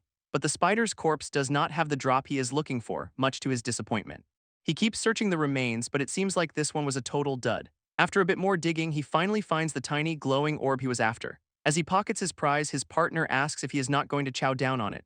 Our boy declares these are military supplies, imagining a future funded by monster guts. To achieve independence, he explains, the village is going to need a whole lot of weapons. Since they have no trained soldiers, giving everyone proper gear is the next best thing. His goddess partner then changes the subject, asking why he only ever fights up close. Sakamori is just completely baffled by the question, having no idea what she means. As she clarifies, he starts gathering a ball of crackling energy in his palm to demonstrate. He then unleashes a massive energy wave that carves a huge trench straight through the forest. And the blast erupts into the sky, proving he's got more than just punches in his arsenal. This aftermath of his blast is a massive pillar of light that just tore a hole in the sky. Sakamori just stares at his hand like, oops, while his partner casually says that is just how it is. She teases him about not being able to control his power, so he asks if she can control hers. Taking that as a personal attack, she declares she will show him the true power of a god. And her divine power is a tiny energy poke right to his nipple, which is just incredible. While he is yelling about how that is not fan service, she is just dying of laughter in the background. He tells her to stop wasting her energy on stupid pranks, but she is clearly having too much fun. Just then, another massive spider monster blocks their path because of course it does. His partner smugly points out that maybe, just maybe, it is because he blew up their nest. Getting serious, Sakamori prepares his hand for a more focused kind of attack this time. He visualizes controlling his power like turning a faucet, trying to adjust the flow instead of just blasting. She eagerly encourages him to give it a shot, clearly excited to see what happens next. This spider seems just as eager for a fight, screeching as it charges straight at them. Sakamori concentrates, telling himself to focus as he aims his palm at the incoming threat. A small, super-condensed ball of energy starts crackling to life in his hand. Instead of a huge wave, he fires a thin, precise laser beam straight from his palm. This beam shoots across the path, heading directly for the monster's face, perfect aim. It makes direct contact with the spider's fangs, and the creature does not even have time to react. This monster's head just completely explodes into a gory mess. Talk about a critical hit. Sakamori himself is thrown back, totally shocked by the sheer force of his own focused attack. This sheer force of his own laser sends Sakamori flying right onto his back, and then it starts raining spider guts all over him, a truly disgusting victory shower. So now he is stuck washing off monster bits in a lake, complaining about his power control. While scrubbing himself with a handful of weeds, he grumbles about his lack of finesse. His partner, of course, calls this a fan service scene, which he immediately shoots down. She then tries to get a reaction by reminding him she is a woman, just in case he forgot. But our boy is just so over it, saying he cannot exactly hide his thoughts from her anyway. She absolutely loves that comeback, awarding him bonus points for the solid burn. Still annoyed by his wet hair, Sakamori decides it is time for a little field haircut. As he wrings out his clothes, his partner wonders what on earth he is planning now. He just whips out a knife and cheerfully announces he is giving himself a trim. With the blade poised, he gets ready to snip off an annoying lock of hair. This second the knife touches his hair, there is a massive flash of pure energy, which immediately erupts into a huge explosion right in his face. What could go wrong? And the result is a new, extremely spiky hairdo that has him completely baffled. His partner finally explains that his hair releases energy, a fact that would have been useful earlier. Apparently, it has some kind of special biological concentration stored inside it. She basically tells him he is a total anomaly in this world, which is not exactly news. Elsewhere, some fancy-looking new guy with a pet lizard casually inspects a coin. And back in the forest, another giant spider comes charging down the path, ready for round 3. With the next giant spider on its way, Sakamori taunts it into charging straight at him. He then calmly plucks a single strand of his explosive new hair, a plan clearly forming. Crouching down with a confident smirk, he gets ready to test out his bizarre new weapon. Using a fallen log for leverage, he prepares to launch his tiny, volatile projectile. This single hair goes flying through the air, aimed directly at the rampaging monster. It lands perfectly in the spider's path just as its massive leg comes crashing down, and the strand detonates with incredible force, engulfing the creature in a huge explosion. This spider's leg is just completely shredded, leaving the monster crippled and reeling. His partner asks if he has finally figured out the pattern for what makes his hair go boom. Sakamori explains that hair only explodes if it is cut or pulled, while naturally shed strands are duds. She cheerfully calls his fallen hair useless, a phrasing that he finds just a little too real. This revelation just makes him bow again, eternally grateful for her anti-baldness blessing. Now that he knows the rules, he starts thinking about how to weaponize his explosive follicles. He realizes there is a problem: the hair explodes after a certain time or with a strong impact. But the main issue is that, despite its power, it is still just a single, flimsy strand of hair. When he tries to throw it like a weapon, it just flutters pathetically through the air. He concludes it is basically just a weak landmine, making it incredibly difficult to use effectively. His partner then casually asks if it is really okay for him to be holding onto that thing. She reminds him about the timer, and he panics as the hair in his hand starts to glow. He chucks it just in time for it to explode in the distance, yelling at her for the late warning. After his explosive adventure, Sakamori finally makes his way back to the village. He grumbles about nearly getting hurt by his own hand, while his partner is just dying of laughter. That village kid from before spots him right away, giving him a hero's welcome home. It turns out all the commotion is because the weapons they ordered have finally arrived, and it is a whole spread of swords, spears, and daggers for their brand new militia. Sakamori confirms with the kid that this is the shipment trying to get a read on things. A smug-looking merchant named Basil stands proudly over the delivery. Basil immediately sizes him up, skeptically asking if this kid is the new village chief. Trying to be diplomatic, Sakamori introduces himself and offers a handshake, but the merchant just gives him a dead-eyed stare. A handshake is clearly beneath him. This guy's eyes narrow as he scrutinizes our boy from head to toe. And he immediately clocks Sakamori as a total outsider, which is definitely not a compliment. Sakamori admits that is the case, feeling the distinctly unwelcoming vibe from the merchant. Basil just shrugs, saying as long as the money's good, he could not care less. This kid then asks if the trade went smoothly, revealing they paid with the rare Alencia. Our boy plays it cool, assuring him they got the weapons and everything's fine. But a closer look at his face shows he has already spotted a major problem. He points out that for what they paid, the quality of this gear is absolute junk. This is brand new information to the kid, who just looks completely stunned. Basil just scoffs, claiming for this much iron, it is standard quality basically. Deal with it. This village kid is totally amazed by all the new weapons, but Sakamori's already got his thinking face on. He is trying to figure out why the merchant is so hostile when the trade rate itself seems fair. Basil immediately gets defensive, telling them to just cancel the deal if they are not happy. This guy then whines about coming all the way out here, acting like he is the one losing out on this deal. Sakamori instantly realizes the problem. The merchant sees this as a one-time ripoff, not a long-term partnership. In Basil's mind, a bunch of small, reliable deals are way better than one big score from some nobodies. He even condescendingly explains that remote folks would not understand his superior business sense. This merchant claims items this rare are a pain to deal with anyway, so he is not invested in a fair price. It is all just a monologue about how one-off opportunities with Hicks are not worth his full attention.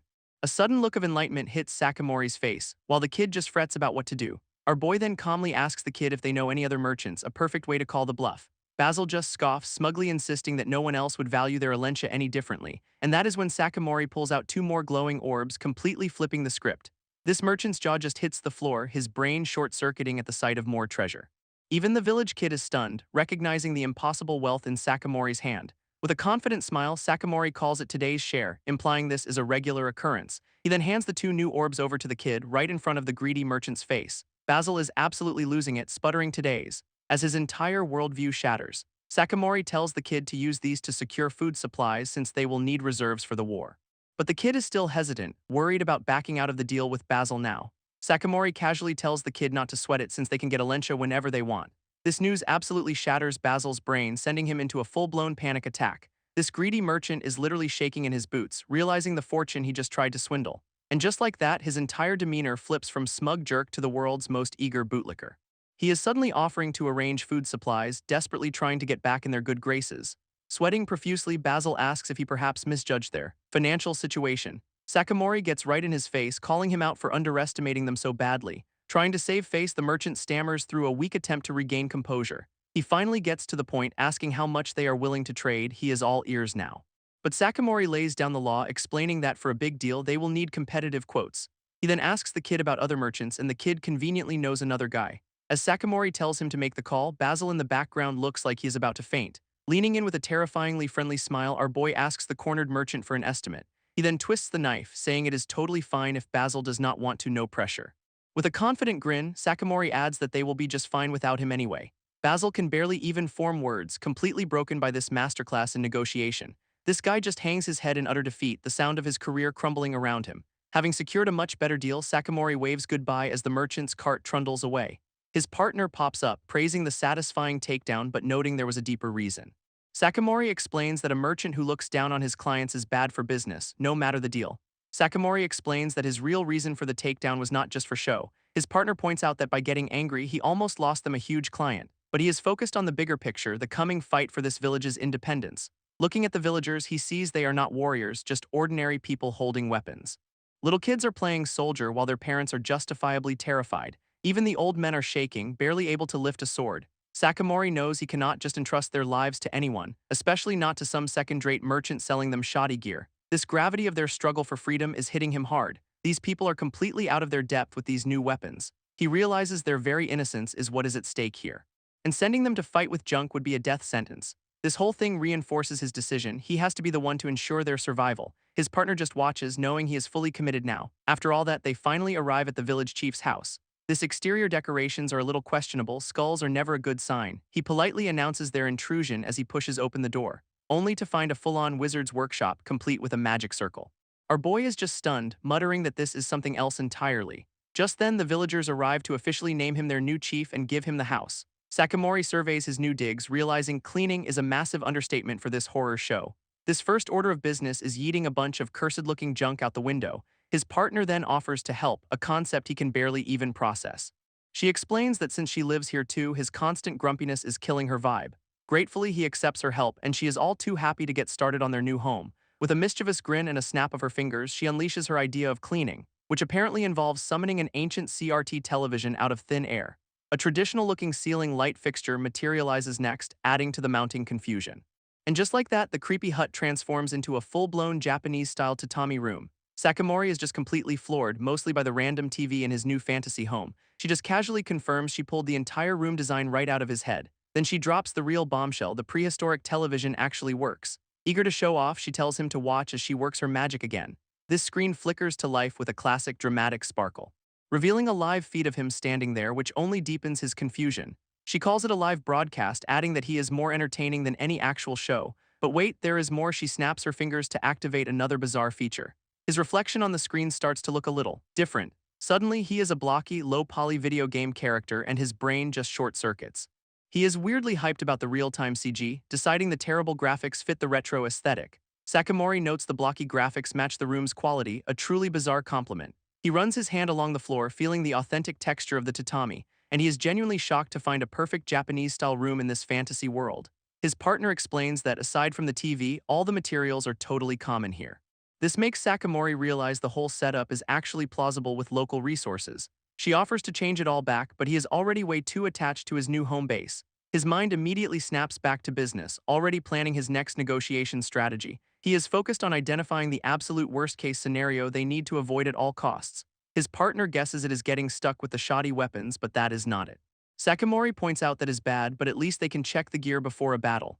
This true nightmare is a far more subtle kind of corporate backstabbing. He says the worst thing is when a partner cancels a deal right in the middle of it. She reads his mind again, calling out his corporate slave trauma, and he can only agree. He is thinking of classic black company tactics like advertising salaries that are pure fiction.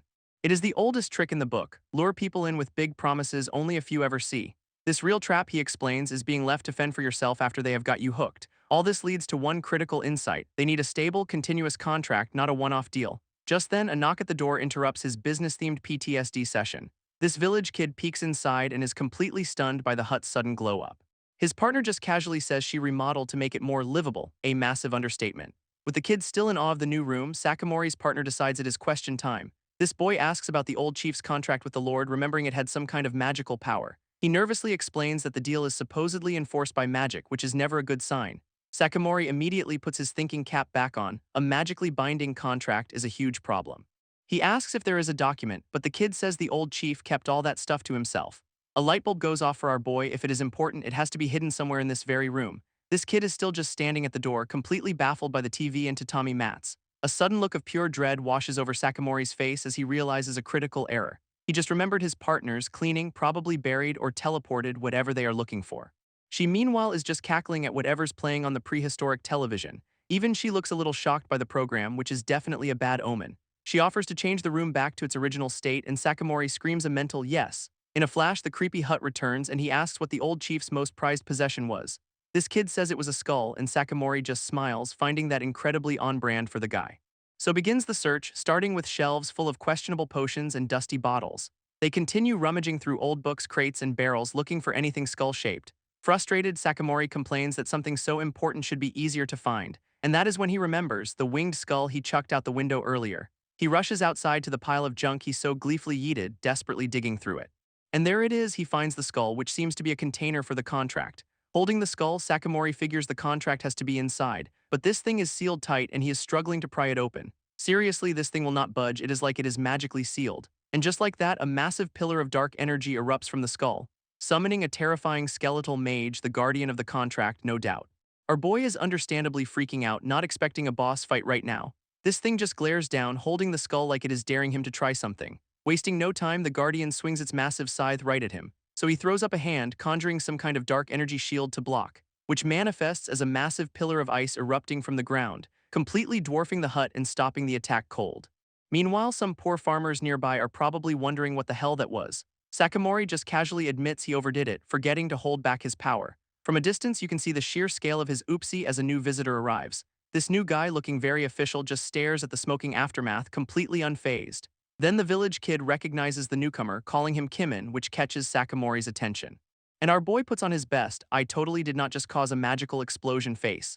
Kimin, ever the gentleman, checks on the kid first, who confirms he is fine. He then points out Sakamori, confirming to Kimin that this is the guy he is here to see. And this dude introduces himself with a full-on sparkly shoujo background, definitely not a merchant. This new guy introduces himself as Kimin Seiman, complete with a shoujo sparkle background.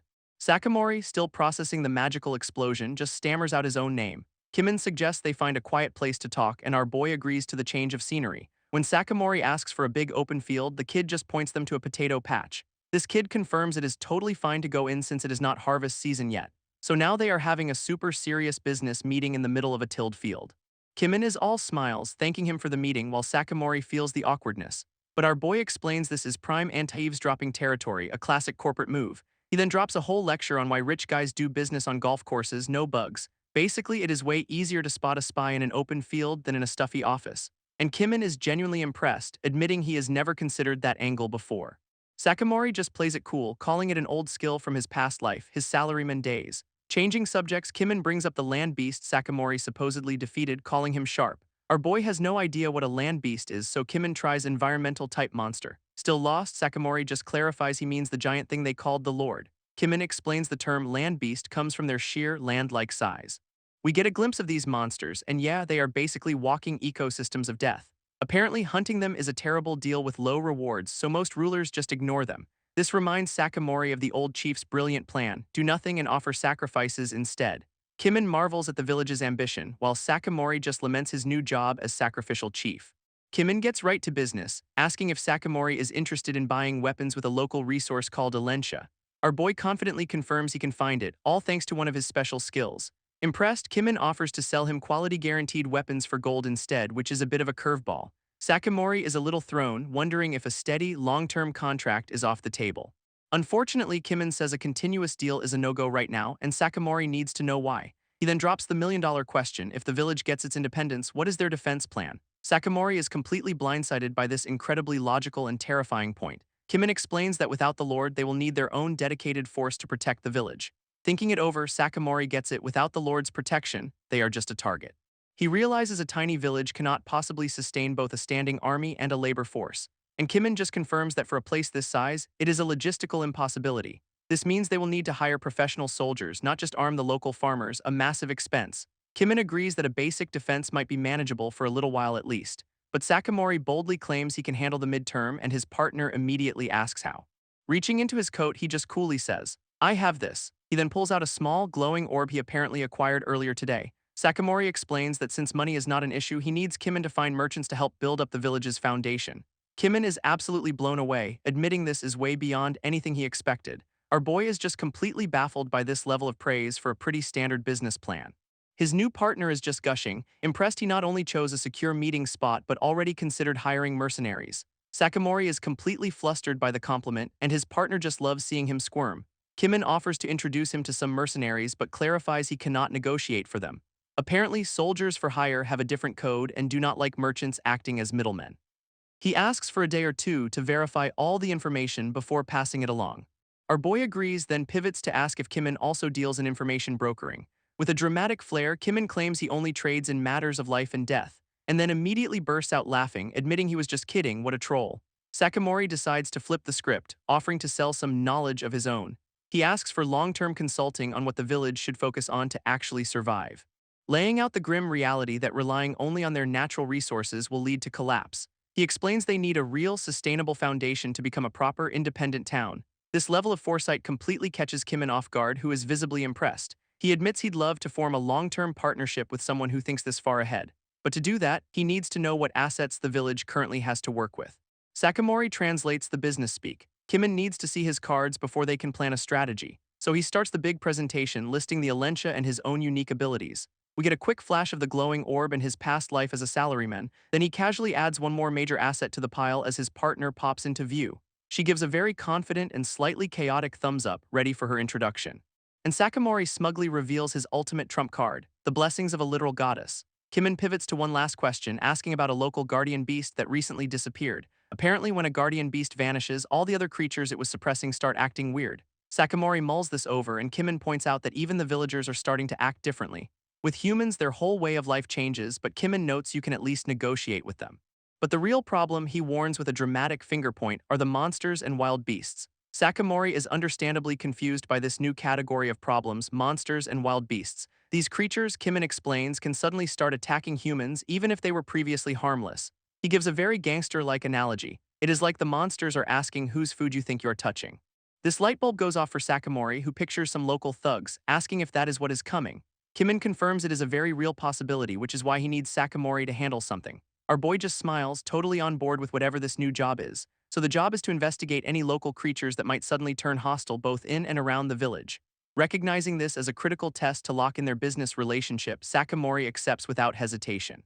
Then Kimin adds one more request, though he clarifies it is not exactly a job. With a big smile, he asks Sakamori to officially become the village chief, leaving our boy speechless. To be honest, Kimin admits Sakamori is the sole reason he is even willing to do business here. Sakamori is clearly a bit flustered by that level of direct praise. He has apparently known about this village for some time, and we get a glimpse of its impoverished state.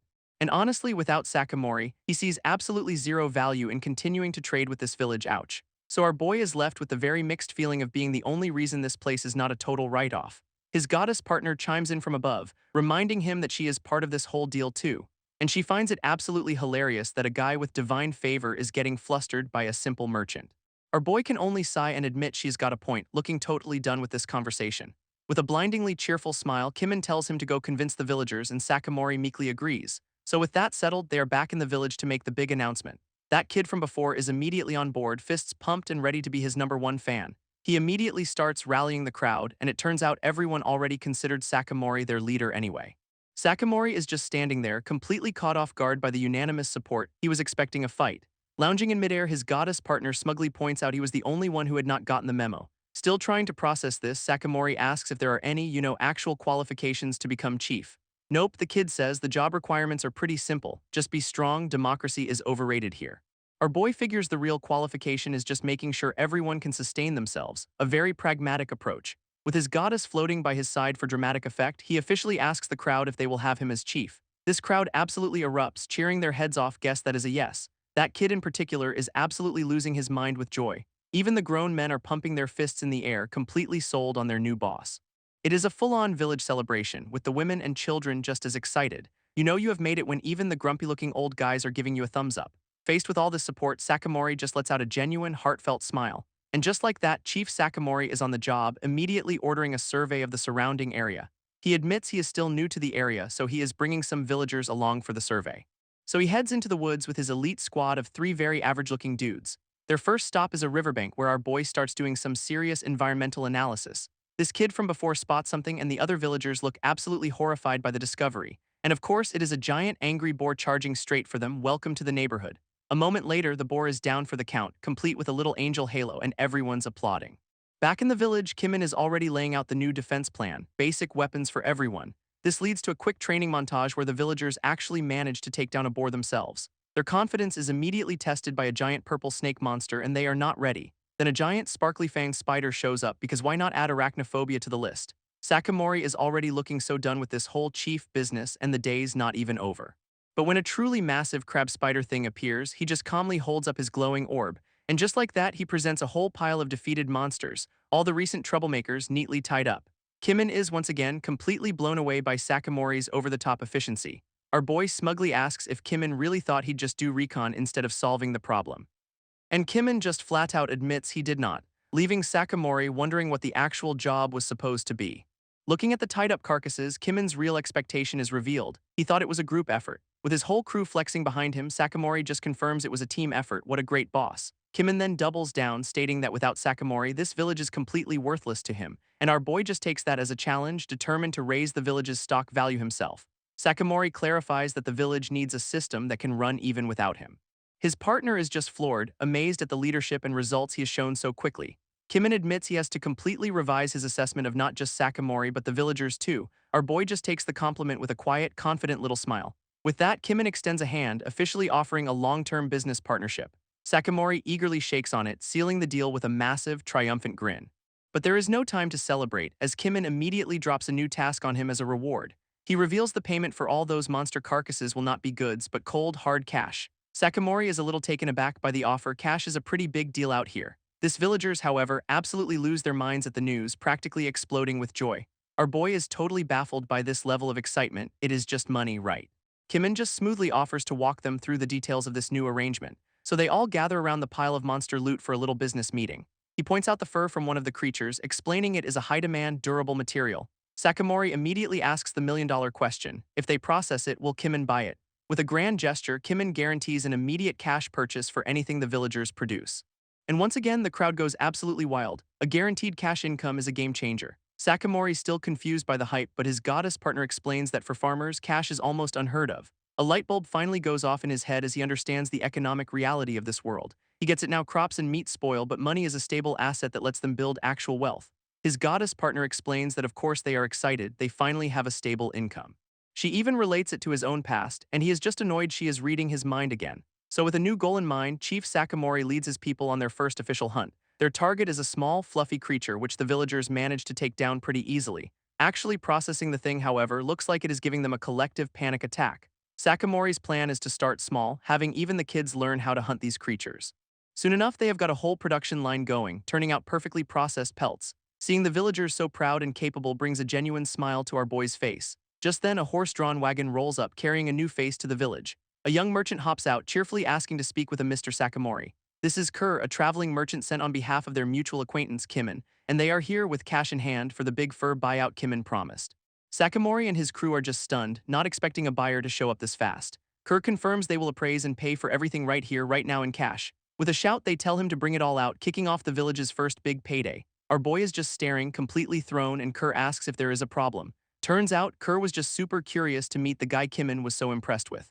This fact that Kimin holds him in special regard is apparently a huge deal in their circles.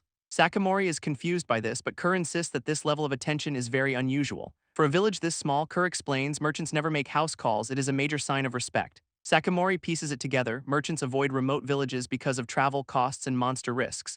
He then asks Kerr why Kimin would even bother with something like fury fur.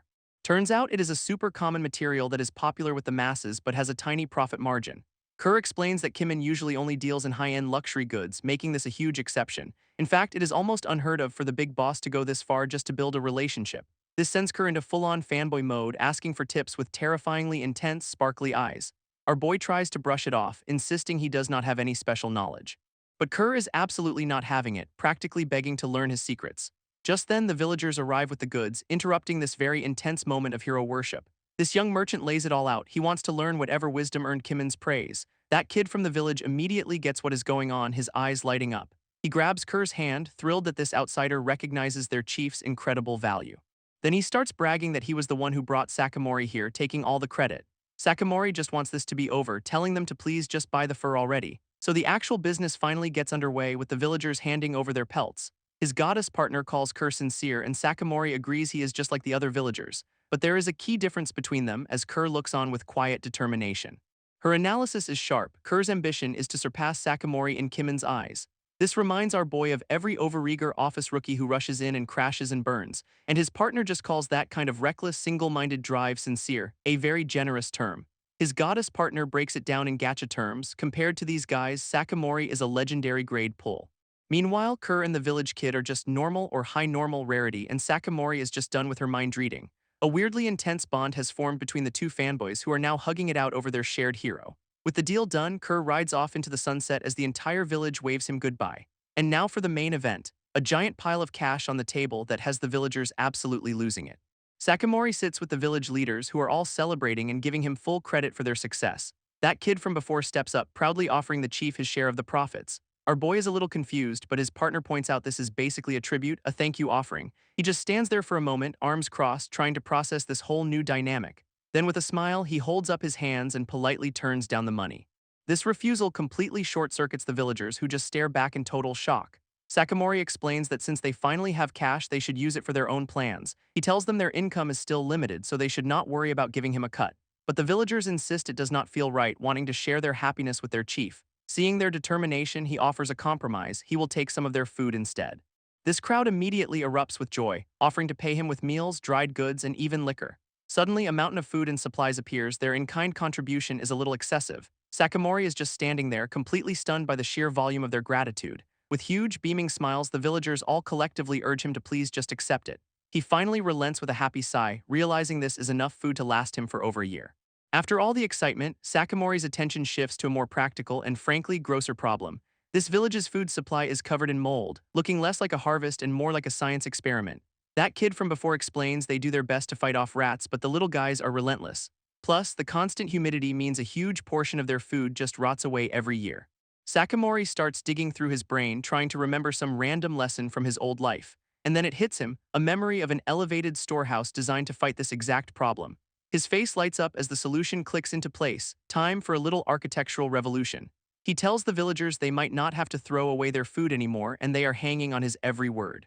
With a confident grin, he announces they are going to build a new storage unit that is both rat-proof and mold-proof. And just like that, a perfect elevated warehouse appears, complete with a triumphant ta-da. Our boy stands proudly before his creation, smugly declaring it is exactly what he ordered. One of the villagers is a little confused, though, asking why it has such a strange shape. Sakamori breaks it down for them. It is a high-floor-style warehouse, which is why it is on stilts. He explains that raising it off the ground is the key to preventing moisture and mold from ruining everything. Then he points to a specific part of the support beam, revealing it has another, even cooler purpose. It is called a rat guard, a simple design that physically stops rats from climbing into the building. These villagers are absolutely floored by this incredible dual-purpose anti-pest technology. Sakamori then offers to help anyone rebuild their own storage with this design, even offering to fund it himself. They are shocked by his generosity, insisting it is too much for the chief to pay for. But they quickly agree it'd be rude to refuse, and Sakamori just smiles, his plan moving forward perfectly. With his master plan in motion, Sakamori has just one little favor to ask, and the villagers immediately lose their minds, promising to do literally anything he wants. He is just happy to see them so joyful, but his goddess partner has some thoughts. She points out he does not really get her situation. She is not exactly a publicly worshipped deity. In fact, she gets zero prayers or offerings, then asks if he'd like to help her experience that. Our boy is just a little thrown by this very subtle, not at all needy request. She immediately backpedals with a blush, claiming she has not really thought about it, sure. Then she quickly changes the subject, but Sakamori's little smirk says he knows exactly what is up. Later, while checking out the new warehouse, she asks about its other benefits. Her brilliant suggestion is to just jump up, forcing him to explain that humans cannot, fly. He clarifies that the inconvenience is the point. It is a great anti-theft feature. This brings up a much more serious topic, the threat of looting. Sakamori's face darkens as he remembers that sleazy local lord, doubting he will stay quiet for long.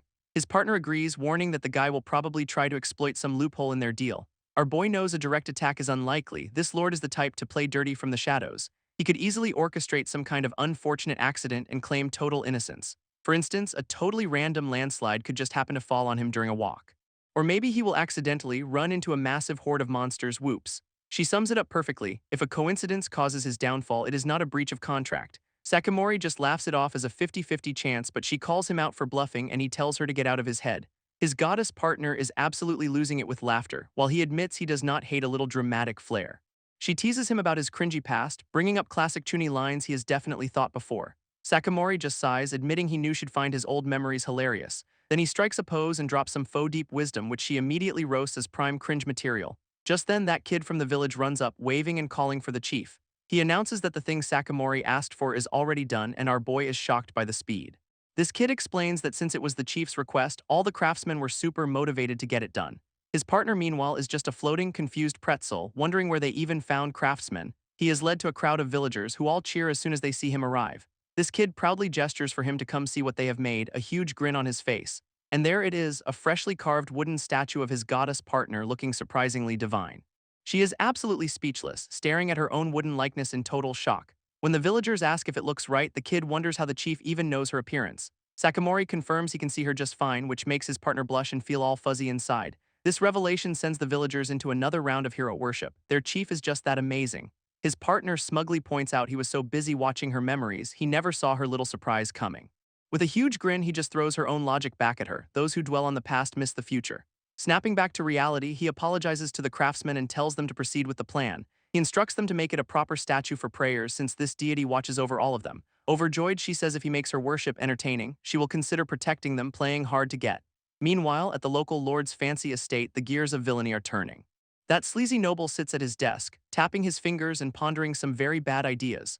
With a truly punchable grin, he muses that maybe Sakamori will just have a little accident. Back in the village, our boy is admiring a brand new, very long spear that just arrived. Kerr the merchant explains it is made from high-quality wood, making it both strong and light. He assures Sakamori he'd never cut corners for a client so highly valued by Kimin. This kid is still desperately trying to learn Sakamori's secrets to success but gets laughed off. With the delivery complete, Kerr and his new village bestie wave a cheerful goodbye. Sakamori and the villagers now stand before a fresh arsenal of spears and spearheads. One of the men asks if he only ordered spears and Sakamori confirms it. Some of the younger villagers are a little disappointed. They wanted to look cool with swords. Our boy apologizes, saying he had his reasons, and they immediately accept his judgment. His goddess partner asks why he chose spears, admitting she is not reading his mind to keep it fun. Sakamori explains the first reason is cost. Iron is just way too expensive for them right now. For the price of one sword, he could arm 5 or 6 people with spears, but he is coy about reason too. He then gathers everyone, asking for 5 volunteers of any age to grab a spear. These villagers are all super eager to help, with kids and an old man stepping right up. Standing before the volunteers, Sakamori gives them their first instruction: swing the spears up. Then he tells them to use the rebound and slam the weapons straight down into the ground. One of the kids follows through, cracking the earth with a surprisingly powerful blow. These volunteers are completely blown away, all shouting about how incredible that simple move felt. Sakamori explains the spear's length creates a natural bend, amplifying even a small amount of force. He has them repeat the move in unison, creating a synchronized wall of ground-shattering impacts. Then he turns to the crowd and asks for a volunteer to try and break through their new defensive line. Seeing the ground crack under the force of the spears, the other villagers look a little hesitant. But of course, the village's self-proclaimed toughest guy steps up, totally confident this will be easy.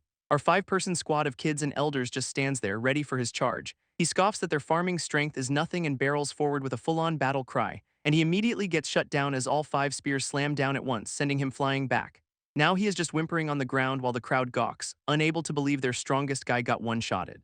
Sakamori makes his point. With this method, anyone can be a defender, regardless of age or strength. He has them imagine a whole phalanx of spear users, a thought that makes the tough guy break out in a cold sweat. With a confident wink, Sakamori declares that with this tactic, they could even hold their own against knights. This revelation makes the entire village light up with pure, unadulterated hype. His goddess partner finally gets it. The spear's length is basically a cheat code for generating force. He then reveals his second reason. Most people have a serious mental block against actually cutting someone with a blade. But since this move is just like farming, it bypasses that psychological hurdle, making it easier to use in a fight. It all minimizes their mental stress, making it a simple, low-cost tactic for actual combat. Just as he is wrapping up his lesson, his expression sharpens. He has detected something approaching, and what he senses is a massive, terrifying spider monster screeching from the nearby forest, well timed for a field test. His goddess partner just deadpans again, while Sakamori looks like he is so done with this world's problems, and the villagers are absolutely losing it, screaming that the monster is an arachne, a giant spider. But Sakamori immediately takes command, telling everyone to line up with the sharp-tipped spears this time. These villagers quickly form a line, their new weapons pointing to the sky, ready for a real fight. He shouts for them to sync their timing and put every ounce of strength into one unified slam. This little line of farmers stands their ground as the massive spider charges right at them. Talk about a trial by fire. With the monster bearing down on them, they all heave their spears back, bracing for the impact. Sakamori gives the signal with a full-throated "now. It is go time," and they bring the spears down in perfect unison, skewering the monster's head and legs. A spearhead digs right into its face, making it shriek, but Sakamori just yells for another round. Gritting their teeth, the villagers haul their spears back up for a second decisive blow. With the beast reeling, he screams for them to hit it even harder this time around. This second volley lands with a sickening crunch, absolutely shattering the monster's defenses. Meanwhile, the villagers on the sidelines are just staring, completely speechless at what they are witnessing. And just like that, the giant spider is down for the count, twitching on the ground. Sakamori just gives a cool, satisfied smile as if this was the plan all along. The spearwielders cannot believe it, shouting that they actually defeated the arachne themselves. That kid and the old man are ecstatic, yelling that it is all thanks to their amazing chief. Our boy just flashes them a huge grin and a thumbs up, telling them they did a great job. He praises the spears but gives the real credit to them, saying all their hard farming work paid off. Sakamori figures with this new tactic, they can handle monsters one-on-one and keep getting stronger. These villagers are absolutely fired up, promising to train every single day from now on. With a resounding "yes, sir," the whole crowd is on board with their chief's plan, but his goddess partner's eyes suddenly flash, her danger sense is going off. She zips over to him with a worried look and he immediately asks what is wrong. And right on cue, another giant monster stomps out of the forest, because this world has zero chill. Our boy is just so incredibly tired of these things popping up all the time.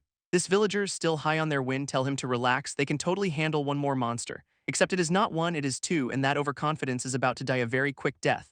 Sakamori does a quick double-take, trying to process the sudden change in enemy numbers. Then the view pans out to reveal an entire freaking army of spiders pouring from the woods. All that villager bravado immediately evaporates into pure high-pitched screaming. Taking charge, Sakamori orders everyone back to the village, telling them he will handle this. He reminds the kid that he is the one who cleared out the spider nest in the first place. With a confident grin, he promises he will not lose to something like this, getting the kid to trust him. He sends the villagers running for safety, turning to face the massive swarm all by himself. An overhead shot shows the ridiculous odds. It is one guy against about 50 giant spiders. He calmly speculates they are just mad he destroyed their home, totally downplaying the whole certain death vibe. His partner, however, points out that these creatures do not normally move in organized groups. This leads Sakamori to a grim realization: there has to be a mastermind controlling this swarm. And of course, there is a shady figure peeking from behind a tree because this world has no chill. Sakamori has to admit his partner was right. This was a planned attack all along. This mastermind is some creepy-looking dude with glowing red eyes just to complete the villain checklist. Meanwhile, Sakamori is already tearing through the spiders, dismissing them as just a numbers game. He confidently declares that should take care of them all. Famous last words, my guy. But his partner spots the real threat, pointing out the figure still hiding amongst the trees. Without a second thought, our boy is already gone, blasting towards the woods to intercept. This mastermind, a buff dude with face tats, is shocked as Sakamori appears right in front of him. His eyes go wide with pure panic as he realizes he's been completely found out. Wasting zero time, Sakamori lands a brutal gut punch that folds the guy in half. That one hit is enough to send the tamer doubling over, coughing up blood. Lying on the ground, the guy can only wonder who the hell just one-shotted him. His goddess partner is all fired up, ready to lend her power, though Sakamori just teases her about the statue. Getting serious, she snaps her fingers and demands to know who this mystery attacker is. This tamer reveals he is from the Monster Tamer Guild, sent on direct orders from the local lord. Sakamori's expression freezes as he realizes exactly which lord they are talking about. Yep, it is that punchable, sleazy noble from before, pulling the strings from his estate. He asks what the order was and the tamer confirms it: eliminate troublesome people. This horrifying realization hits Sakamori. The spiders were not for him, they were for the village. And right on cue, he sees smoke rising in the distance. The main attack is already underway. Grabbing the tamer, Sakamori demands answers, but the guy says he was just the distraction. This whole mess is on the local lord, who has a very strict no traitors policy apparently.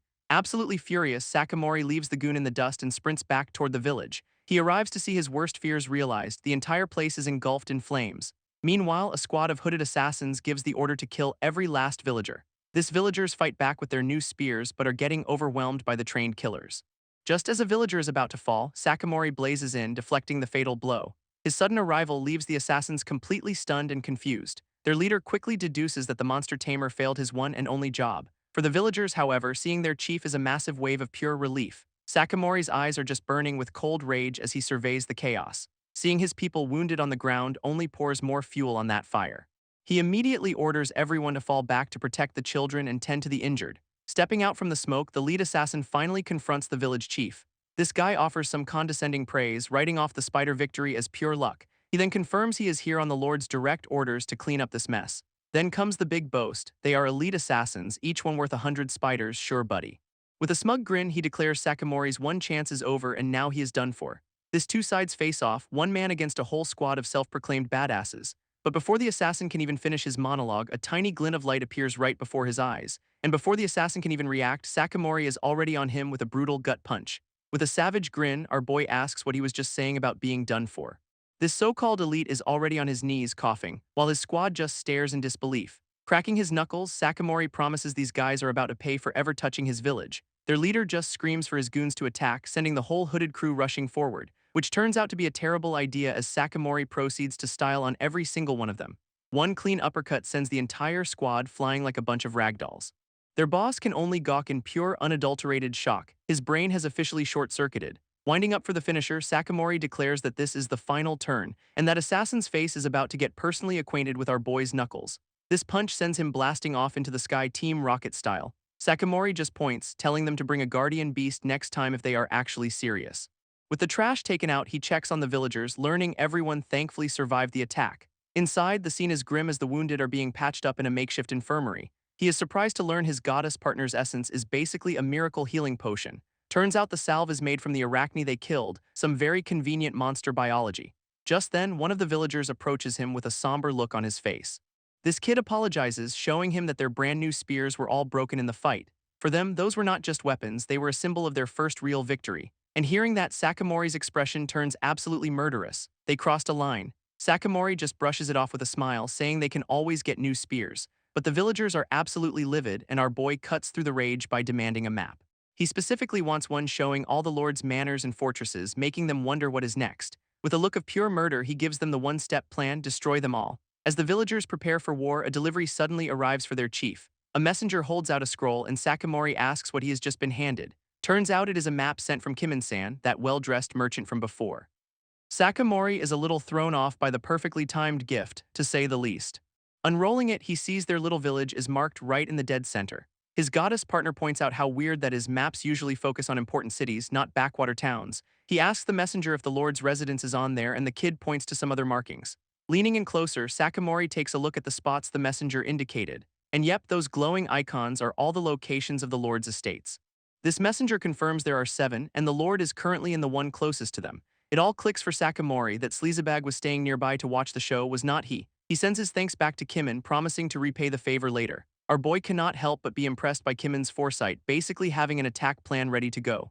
This target is a pretty standard-looking stone fortress, time for a house call. Leading his new militia, Sakamori gets a good look at the castle from the tree line, and now they are standing right at the front gate, ready to kick it down. These villagers are understandably freaked out by the fortress-like gate, asking their chief for a plan. Sakamori just holds up a hand, telling them to chill, which only confuses them more. With a confident smile, he simply asks to borrow one of their spears for a moment. Now armed, the villagers watch on, totally clueless about what he is planning to do with it. He gets into a throwing stance, telling everyone to just sit back and watch the show. Closing his eyes, he starts channeling a ridiculous amount of purple energy into the weapon. This spear is practically vibrating with power as he prepares to unleash whatever this is.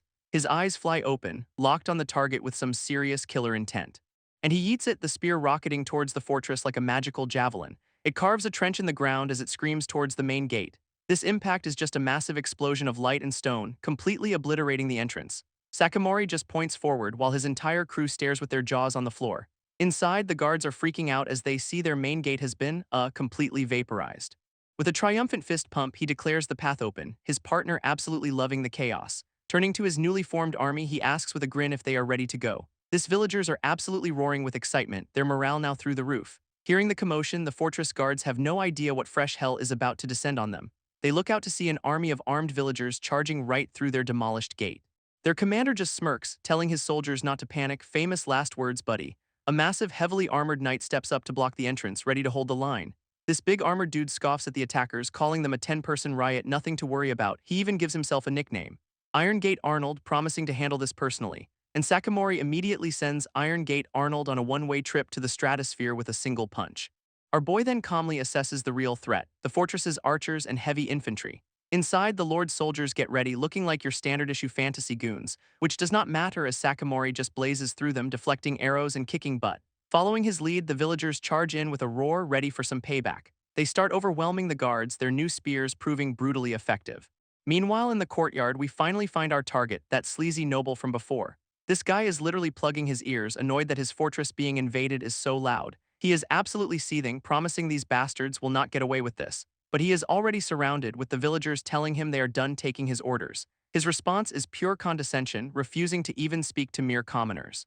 That little comment goes over about as well as you'd expect with the furious crowd. Now completely cornered, the Lord sits there as Sakamori and the villagers close in. His goddess partner leans in, asking what the plan is for this piece of work. Sakamori's idea is simple: tie him up and let him suffer a little, betting he will crack instantly. This lord is already sweating bullets, trying desperately not to look terrified. With a deadpan expression, Sakamori just confirms his own theory about the guy's cowardice. And just then, the ropes binding the lord's hands suddenly snap apart. Instead of tying him back up, Sakamori just holds out the broken rope and says he will set the lord free. This decision leaves the villagers totally stunned, while his goddess partner is just loving the drama. Even the lord himself is just gritting his teeth in total confusion. He demands to know who Sakamori thinks he is, but our boy just calmly repeats the offer to let him go. He even clarifies there is no ransom needed, no strings attached at all, just telling the fuming noble to get out of his sight. And this just breaks the lord's brain. He is actually offended that he is not considered worth a ransom. Sakamori just casually picks his ear and confirms it. Yep, you are worth absolutely nothing. Then he drops the logic bomb. How does a supposedly powerful lord with a fortress get defeated? Not only defeated, but captured twice asterisk by villagers. So yeah, what exactly is he worth? This lord is just seething, completely unable to form a coherent sentence. Tucking his tail, the lord flees while screaming empty threats, making the villagers worry about retaliation. But Sakamori just calmly reassures them that it is fine, they are still the ones in control here. With the Lord having fled into the distance, Sakamori reveals the next step in his plan. He is running straight for the nearest fortress, which Sakamori announces is their next target. This villagers are just like, wait, we are doing the whole fortress storming thing again. This logic is simple. A big ransom would have validated the Lord's ego, but this is pure psychological warfare. Suddenly, the whole brilliant, petty plan clicks for one of the villagers. One down, six to go. Sakamori lays out the full price for ever touching their village. With that, the villagers are no longer scared. They are all in, ready for the next fight. With a savage grin, Sakamori declares they are going to do this 6 more times to achieve total annihilation. His goddess partner stares up at the next fortress on the list, asking what the plan is now. He tells the villagers they will just hit whatever fortress the Lord fled to, but his partner interjects. She presses him for the actual victory condition, the real endgame for this whole campaign. Sakamori's strategy is to completely shred the Lord's authority. Since getting owned by a village ruins his rep, his partner gets it immediately, smugly pointing out they will need the villagers on board for this. He is just relieved she understands without a long explanation, and she is loving his new brand of chaos. So on to the next fortress, where the front gate is about to have a very, very bad day. A massive explosion blows the gate wide open, sending the guards reeling in absolute shock. And through the smoke and rubble, Sakamori just strolls in with a casual "excuse us, love the politeness." Elsewhere, a pair of binoculars hits the floor, completely shattered from the owner's shock. That someone is, of course, our favorite sleazy lord, who is absolutely losing his mind. He is screaming at his butler that it is just one guy, demanding they kill him and drag the body back. This guy with some truly unfortunate teeth vows to kill Sakamori himself, but his butler looks terrified. This lord just screams at him to get moving already, sending the poor guy scrambling away. But he is confident this time, thinking his 300 irregular troops will make all the difference. Sure, buddy. Meanwhile, Sakamori is just casually styling on the guards, literally pointing them out one by one.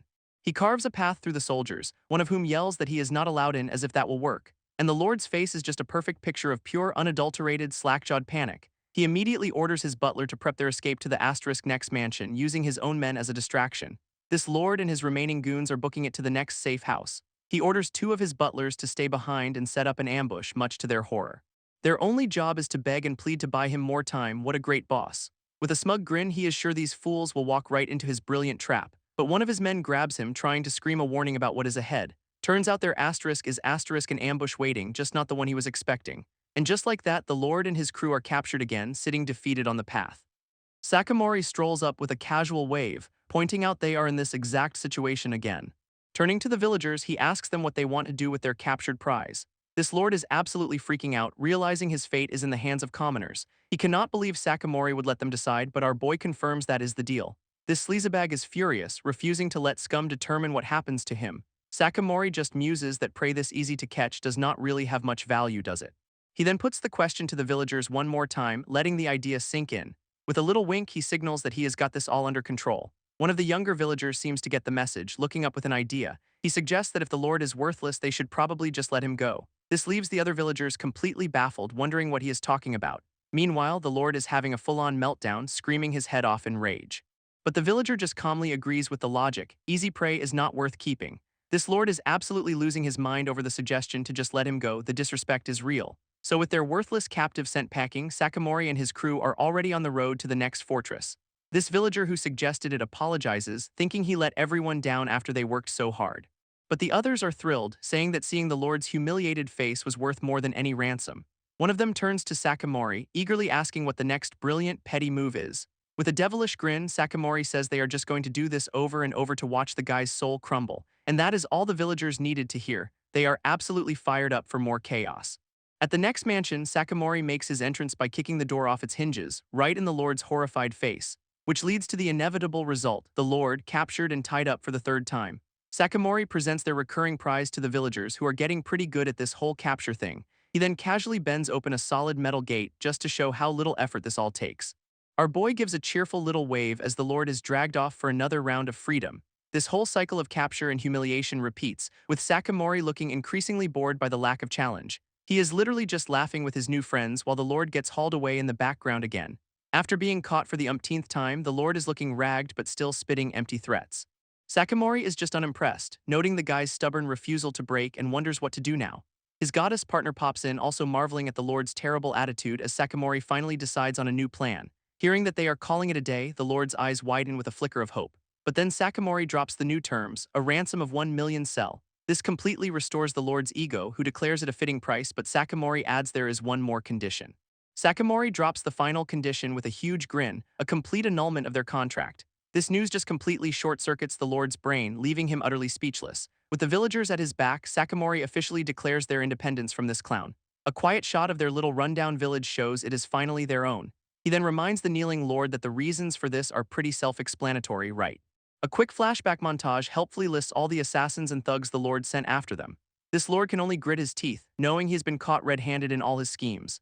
Sakamori points out they are just playing by his rules, demanding a ransom equal to his worth. Trying to save face, the Lord scoffs that a tiny village's independence means nothing anyway, pure cope. But Sakamori just roasts him, asking who exactly kept getting his butt handed to him by that tiny village. So here are the final terms: a million cell, full independence, and a 1-year non-aggression pact. He cheerfully presents the new contract, laying out the deal that will end this whole mess. Oh, and one last little detail, the Lord has to sign it in blood, much to his disgust. This villagers worry this is pointless since the Lord will just attack later, but Sakamori assures them he will not.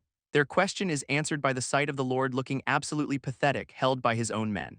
Sakamori explains it is all about pride. Paying the ransom lets the Lord save face and cut his losses. Plus, with 7 mansions lost and his army battered, a year-long truce is actually a pretty sweet deal for him. With the contract signed, Sakamori gives a casual wave as the defeated Lord trudges away. This villagers erupt in celebration, while his goddess partner asks about that devious look on his face. She admits she loves watching him scheme, and Sakamori just deadpans, asking if she is reading his mind again. His goddess partner says she's just here for the show, since knowing the ending would ruin all the fun. Sakamori points out she has used that line before, so she cheekily upgrades her ticket from front row to VIP. He is cool with that, figuring as long as he is entertaining the gods, he is doing something right. A few days later, Sakamori waves goodbye to some villagers who are heading out on their own. Turns out word of their victory has spread like wildfire and people are now coming to them for help. His partner calls these new connections entertaining, a vague but accurate assessment of the chaos. This logic is simple. The old lord was a weakling, so now everyone's scrambling to ally with the new power. Sakamori just smirks, knowing that clueless lord probably still does not grasp how royally he has been screwed. She cannot wait to see his face when reality finally hits, but Sakamori tells her she could just go watch. With a slightly unsettling smile, she says the Lord's life is nothing compared to his. Okay, a little possessive there. As more people arrive, she is just thrilled about all the new drama this whole situation is going to create. But then a villager sprints up to him, completely out of breath and yelling about an emergency. Sakamori's mind immediately flashes to another sleazy-looking noble, bracing for another fight. This news, however, is that the chief from a neighboring village is here to see him in person, and the reason is a bombshell. He is here to offer his daughter's hand in marriage, leaving Sakamori stunned. So our boy heads out to meet this new delegation waiting for him on the path. This village chief, a man named Lloyd, greets him with an almost comical level of respect. He then introduces his daughter Mina and nudges her forward to say hello. A young woman steps forward, shyly offering a greeting to her potential new husband. After her dad scolds her for not being polite enough, Sakamori instantly gets it. This is a political alliance. This chief's daughter Mina is giving off some serious "I'd rather be anywhere else" vibes. He is thinking she is pretty cute, though her expression screams "I am so over this." His goddess partner immediately pegs her as a pampered kid being married off to the boonies. That pout is working overtime, completely overshadowing any potential charm she might have. To Sakamori, she is just some girl from another town, nothing particularly exciting about this whole deal. Now at the table, the chief gets straight to business, confirming he is here for a strong alliance. With a grand gesture, her dad officially proposes the marriage, while Mina just huffs in her seat. Meanwhile, his goddess partner is just cackling, draped over his head and loving the drama. Trying to de-escalate this awkwardness, Sakamori politely offers them some tea. This simple offer seems to completely catch the chief off guard, a luxury apparently. Turns out this is some high-class tea from that merchant Kimin, which is news to Sakamori himself. Mina immediately declares the fancy tea is bitter and gross, much to her father's absolute horror. She is not done calling Sakamori scrawny and saying even the merchant was more impressive. Ouch. Her father is practically bowing an apology, but Sakamori just waves it off with a calm smile. But she is on a roll, questioning if he is really that strong and flexing that her village is bigger. While some villager kid gives a creepy grin, Mina argues he should be the one begging them for help. Sakamori just calmly clarifies her point, so she is not sure if he is worthy of her. Is that it? His goddess partner pops in, cheerfully suggesting he should just show her his power and settle this. She is absolutely thrilled by the idea, eager to prove that they are more than a match for these guys. Sakamori immediately tries to shut this down, yelling that they need to sort out the actual contract first. His goddess partner questions why he is even bothering with a contract when they are already offering tribute and their daughter. She then cheekily reminds him that their entire village's future now rests squarely on his shoulders. Sakamori acknowledges the deal is good for his village, but he is thinking about the strings attached. He knows this is not a real alliance. They are just terrified and looking for protection from the new power in town. This weight of it all sinks in. Agreeing to this means he is now responsible for their village too. Considering that, the terms suddenly do not look so great and he needs to figure out his next move. But his goddess has a much simpler plan. Start by putting that bratty girl in her place, much to his horror. With a dramatic flourish, she declares it is time to get this show on the road. Back at the negotiation table, a sudden boom makes the chief wonder if it is thunder. A villager then bursts in, screaming for everyone to get outside because something terrible is happening. They all rush out to find the sky has gone completely dark, with a full moon hanging in the sky. And as they watch, something begins to swallow the moon, creating a terrifying, unnatural eclipse. While the visitors freak out, Sakamori calmly points out it is a solar eclipse, even though it is the wrong season for one. He immediately knows his goddess is behind this massive flex, but he is not sure how it helps with the paperwork. This ominous shadow continues to creep across the sky, casting a pall of dread over everyone. This is way too much for the visiting chief, who is now convinced he never should have come to this cursed place. In absolute terror, he comes to a single conclusion: this is the work of the gods. He immediately drops to his knees, certain he is witnessing the divine power that protects this village. His people start connecting the dots, remembering the local legends and Sakamori's personal connection to the goddess. And right on cue, the goddess herself appears in a blaze of glory, telling Sakamori she will handle the grand finale. Sakamori is just standing there, completely dumbfounded by his partner's sudden, dramatic entrance. Suddenly, a massive pillar of light erupts from the village, and everyone knows exactly where it is coming from. This goddess statue itself is now glowing with an absolutely insane amount of holy energy. Naturally, this whole light show has the visiting chief and his people completely frozen in awe. His goddess's voice echoes in his head, telling him his true strength is his divine connection. With a smug smile, she points out this gives him an ability no one else has, setting the stage perfectly. Sakamori catches on instantly, a perfect "I am about to lie to your face" grin spreading across his face. Bathed in holy light, he stands before the chief and Mina, declaring that the gods are officially not pleased. He specifically calls out Mina's attitude, noting she disrespected the one guy who talks to gods, huge mistake. With the chief in full panic mode, Sakamori casually suggests they might want to rethink their terms. This goddess then chimes in, demanding they prove their sincerity to be worthy of divine protection. Completely overwhelmed, the chief immediately agrees to whatever they want, and Sakamori just soaks it in. She then adds that the gods need time to deliberate, which is just code for you guys can sweat for a bit. For extra dramatic effect, the statue flares up with an angry red light, really selling the divine wrath. Then, just as suddenly, the sky clears, leaving everyone baffled by the divine mood swing. Sakamori smoothly explains the gods have granted them time, and the chief is falling over himself with gratitude. Even Mina is looking flustered, her bratty attitude completely vaporized by a healthy dose of holy terror. This delegation heads out, promising to revise the terms and prove their sincerity, with Sakamori waving them off. His goddess pops up, praising the performance, and he just admits it is easy when the whole thing is rigged. He is confident this will make future negotiations a breeze, but her skeptical look suggests otherwise. This villagers realize everyone saw that divine light show, not just them. And with Lloyd's group spreading the story, their legend is about to go viral. Sakamori gets a greedy glint in his eye, knowing other villages will be lining up with sweet deals. His goddess partner is already celebrating their guaranteed future, but he is not so sure. She then snaps her fingers, deciding it is time to move on to the next issue on her agenda. Suddenly, Sakamori is hit with a jolt of something, leaving him completely flustered. He is blushing and sweating, totally confused about what is happening to his body. His partner cheekily explains the village's prosperity is tied to his asterisk prosperity, if you catch her drift. While Sakamori stands there clutching himself in agony, a villager asks if he is okay. He bolts, screaming about a stomach ache, leaving everyone completely baffled by his sudden exit. Safely inside, he is just trying to catch his breath and deal with this. Divine intervention. His goddess pops in, fully aware of the chaos she caused, but he is not having it.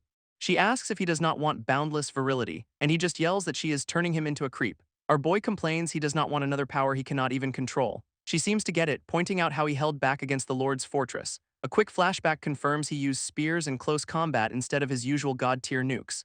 He explains the goal was different back then. He was not trying to just obliterate everything. So he asks for a power that is a little more manageable, something he can actually handle. She totally understands his point and then immediately refuses with a pout. Her final troll is a no-returns policy, a phrase she literally just stole from his mind. His goddess gets serious, pointing out that most people with his power would just go full villain. But Sakamori is different. He is so hesitant to use his god-tier abilities he is practically allergic to them. And with a massive grin, she declares that is exactly why she has taken a liking to him recently. Our boy is just a blushing mess, completely caught off guard by the sudden praise. She calls it a self-imposed challenge, and he immediately yells at her to stop stealing phrases from his brain. With a deep sigh, he asks if there is a return policy on this whole uncontrollable power situation. Her answer is a cheerful nope, so he just accepts he will have to innovate with the tools he has got. He is still trying to process the compliment, looking away with a shy, flustered expression. She is not done talking, but he cuts her off until she threatens to just read his mind, which works instantly. Later, back in the village, things seem to have settled down for a moment. Then a delegation of village elders shows up looking dead serious, like they are about to stage a coup. Sakamori sits before them looking a little tense about whatever this new drama is. This lead elder opens his mouth, ready to make a grand declaration, and the entire group drops to the floor, swearing absolute loyalty to him as their new chief. His goddess gloats about how effective her little eclipse stunt was, and Sakamori has to agree it was overkill. Trying to be a normal leader, he politely asks the groveling men to please get off the floor. He then starts his speech, explaining that he cannot just speak for the gods willy-nilly. But he assures them that as long as they behave, they will not get smited from the heavens. This head elder is sweating bullets, promising he will never, ever betray him.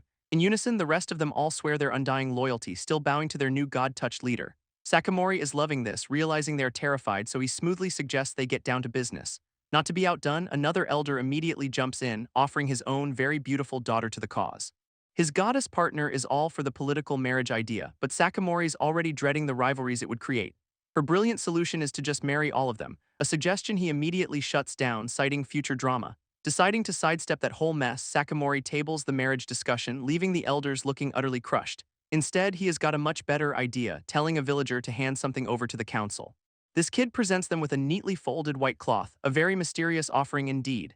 Each elder gets one, and they are all looking completely confused about what is happening right now. Then Sakamori unveils the main event, a banner for their new alliance, which looks suspiciously familiar to him. He tells them to fly it high for everyone to see, and the elders are just staring in absolute shock. One of them gets a closer look, asking if the big red dot is supposed to be the sun. Bathed in a holy glow, Sakamori confirms it is a sun that will never set on their glorious new alliance. This immediately triggers a PTSD flashback to the eclipse, and you can see the terror dawning on their faces. In perfect, terrified unison, they all scream their undying loyalty, mission accomplished for our boy. Later, as the sun rises, he and his goddess partner walk away, the deal now completely sealed. She turns to him, calling him amusing, and he is a little caught off guard by the comment. His partner points out that no other reincarnator has ever brought their homeland's flag, but he just says it fit the sun theme. With a knowing grin, she tells him he has basically just planted his flag and claimed this land for himself. She is not just talking about an alliance, though. She says he has laid the foundation for a whole new nation. This triggers a memory of his past life, reminding him of his goal to build a country where no one is a sacrifice.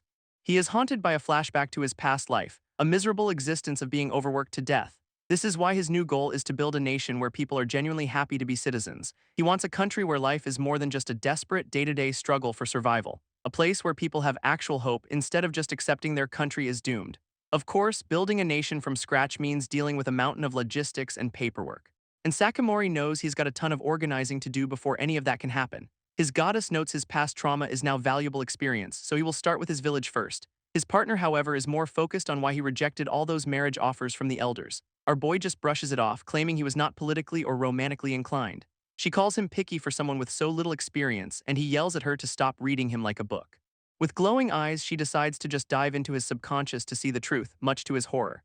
After her mental deep dive, she explains it is a subconscious thing he would not even know about. She offers to reveal the real reason he is not interested, and suddenly he is not so sure he wants to know.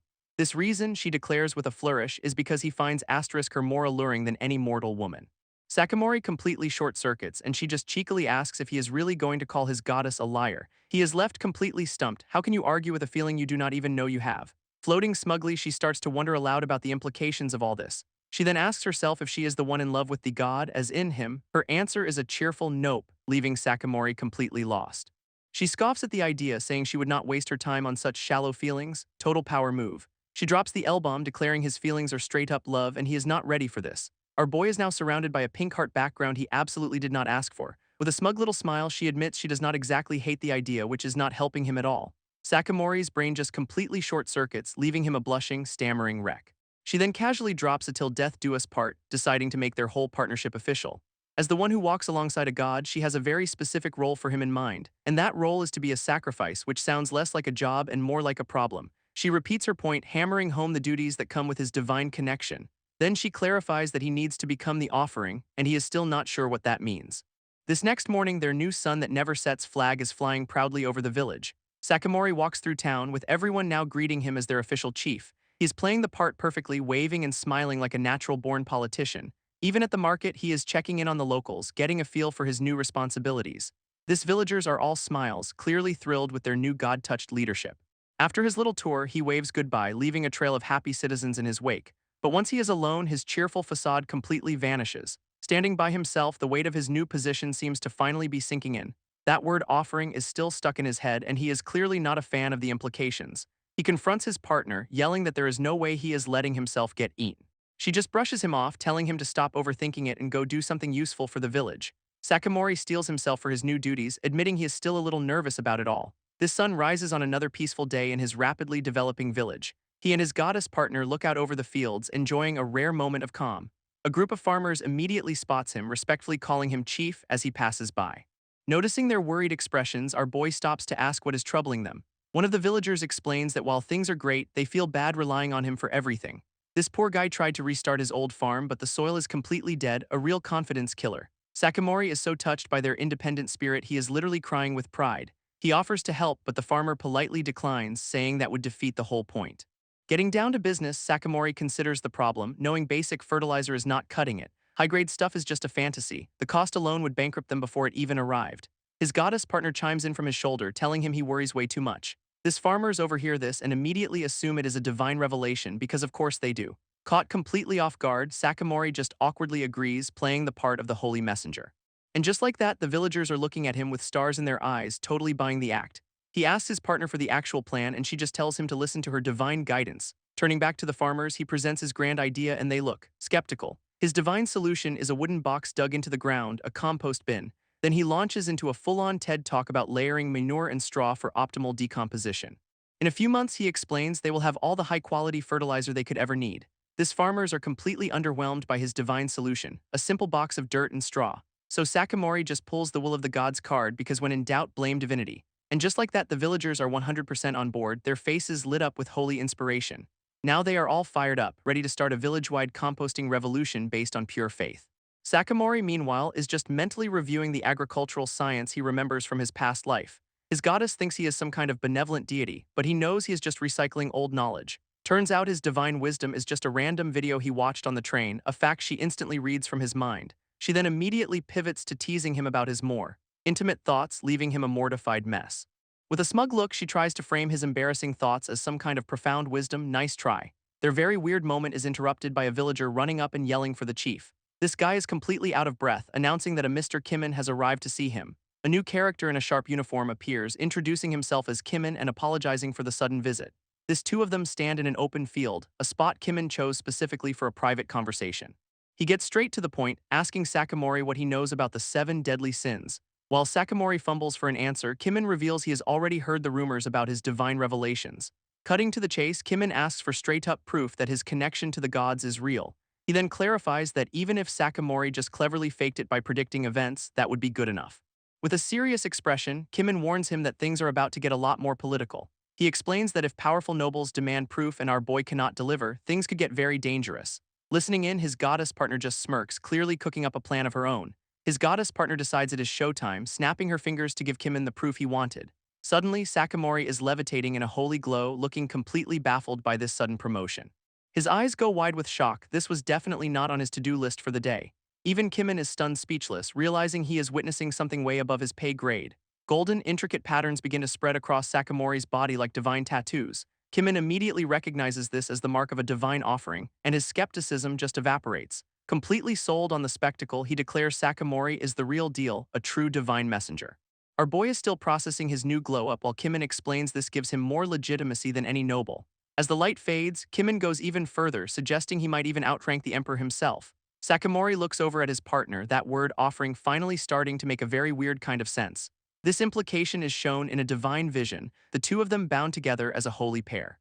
She confirms it is a divine mark, branding him as her official chosen partner, no take-backs. Flash forward several decades, and an older Sakamori is traveling a forest path with her. His partner cheekily asks if the thing they are searching for might be buried too deep to find. He is absolutely certain it is not, and she playfully asks what makes him so confident. She points out he is clearly enjoying the hunt because he'd look way more bored if he were being duped. Now 45, Sakamori has a smug look, eager to see what his goddess has up her sleeve. Floating behind him, she teases that his emotions are an open book, which is his one big weakness. He just smirks, retorting that he is the only one who knows her weakness while she holds his life in her hands. And just as they are bantering, a sudden, vicious attack comes flying out of nowhere. Sakamori feels a tremor and his first thought is earthquake. Oh, you sweet summer child. Nope, that is just a giant rock lizard monster bursting out of the ground to say hello. This beast is absolutely massive, with a glowing pink eye that just screams bad news. Sakamori, however, just smirks, cracking his knuckles like he is about to take out the trash. He figures out what he is dealing with as a smaller version pops out of the dirt first. And by dealing with, we mean a kaiju-sized lizard that makes him look like an ant. His goddess casually identifies it as a top-class terrain beast, and he is just like, yep. With a smug look, he explains the locals are having trouble, so it is time for some divine pest control. His golden offering marks flare up as he tells the monster its eviction notice is served. Then he is floating in the air, surrounded by magic circles ready to drop the hammer. A massive beam of holy light blasts down from the heavens, courtesy of his partner, straight onto the beast. After the light show, the path is clear and the monster is just gone. Their little stroll takes them to a walled town, which is presumably where the locals live. And what do you know, the villagers are already cheering for him like he is a conquering hero. Next thing you know, flags that look suspiciously like Japan's are being raised all over town. Sakamori boldly declares this territory is now part of Nippon and under his goddess's protection. This local lord is so grateful he is offering to send supplies and people to Sakamori's village. But our boy is not done yet, deciding to add a little extra divine flair to the proceedings. He closes his eyes and lets his golden marks glow, putting on a real show for the crowd. This noble is completely floored, recognizing the glowing tattoos as the mark of God's blessing, hook, line, and sinker. This local lord announces they have been granted permission for a pilgrimage, which sounds suspiciously like a forced retirement. Sakamori lays down the law, telling the old guard to pack their bags and pick a successor from the younger generation.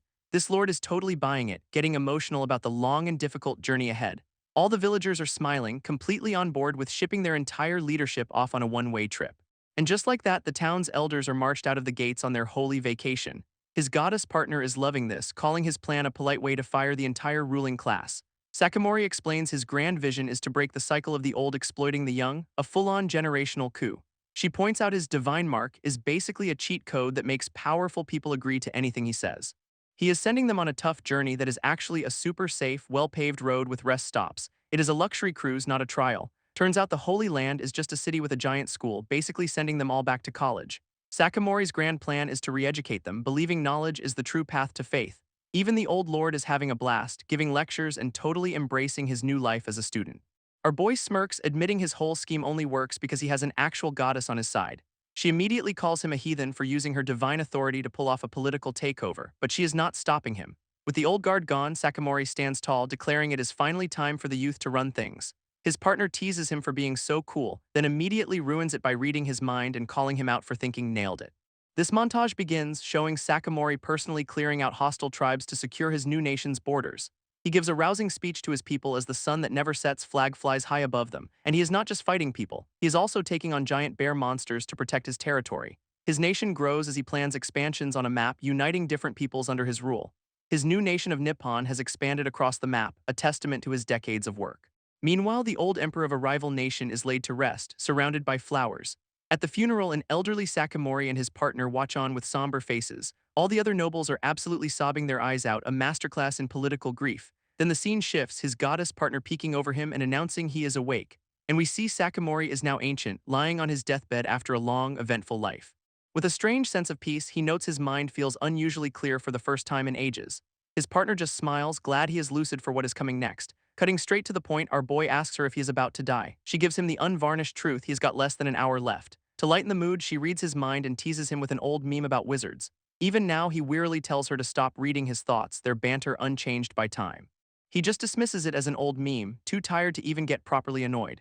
So she ups the ante, calling him the Virgin Emperor, a deathbed roast for the ages. Sakamori sighs, confirming he understands the very pointed pun on his official title. A flood of memories from his long life begins to flash before his eyes, and looking back on it all, he decides it was a pretty good life. With his final words, he says he has no regrets, leaving the future to the young. She gently tells him his time is up, and he calmly accepts his fate. But just as he is fading, she says she has one last promise to keep. His goddess partner recalls their old promise, asking if he is finally ready to give up. A flashback reveals their deal: if he ever quit, she'd get to amuse herself with him. Back on his deathbed, Sakamori is just processing this final, weird memory. She floats over him, asking for his answer, and he just lets out a soft chuckle. With a peaceful smile, he finally says he is ready to accept the end. Then he thanks her, saying he beat a god and had the best life ever, a total mic drop moment. Completely taken aback, she asks if he truly has zero regrets. He just confirms it with a simple, peaceful yeah. His vision starts to fade, but he admits his one regret was not having more quiet time with her. And with that, he finally lets go, his only regret on the table. His consciousness slips away into the darkness. But her voice cuts through, teasing him for having regrets after claiming he beat her. How rude. He is fading out, his life seemingly over for good. Suddenly, his vision returns and he sees a young hand reaching out to her. Sakamori jolts awake in bed, very much not dead and very much confused. Without a second thought, he leaps out of bed and sprints across the room. A look in the mirror confirms it, he is young again and he is absolutely losing his mind. His partner appears, explaining that a god losing to a human is embarrassing, so she is not letting it end like that. Our boy, already back to his old self, just smirks and asks what her point is. She grins, declaring it is time for extra innings, because this game is far from over. Sakamori is absolutely losing it over the phrase extra innings. This was not on his retirement bingo card. Just then, an old attendant wanders in to check on his health, completely unaware of the divine reset button. This guy's jaw promptly hits the floor, seeing his ancient emperor suddenly looking like a teenager again. Trying to play it cool, Sakamori just offers an awkward little wave and a yo. This attendant is now weeping with joy, calling it a miracle since everyone knew the emperor was on his last legs. Before Sakamori can explain, the man sprints out of the room to announce the miracle of the gods to the world. His partner smugly reminds him he now has the immortality all rulers crave, while he is just internally screaming. He argues he is still an old man mentally and just wants to pass the throne to the next generation anyway. But it is too late. A whole posse of his elderly former advisors comes barging in. An ancient Kimin is thrilled, realizing he gets to keep learning from the young man he met decades ago. Even a grumpy-looking old noble admits Sakamori made the country great and vows to stick by his side. This first attendant is back, tearfully pledging his loyalty once more. The whole retirement home is on board. They all make it clear they are not going anywhere, ready to serve as his retired advisors forever. As Sakamori's brain is about to short-circuit, his goddess gives him a patronizing little pat on the back.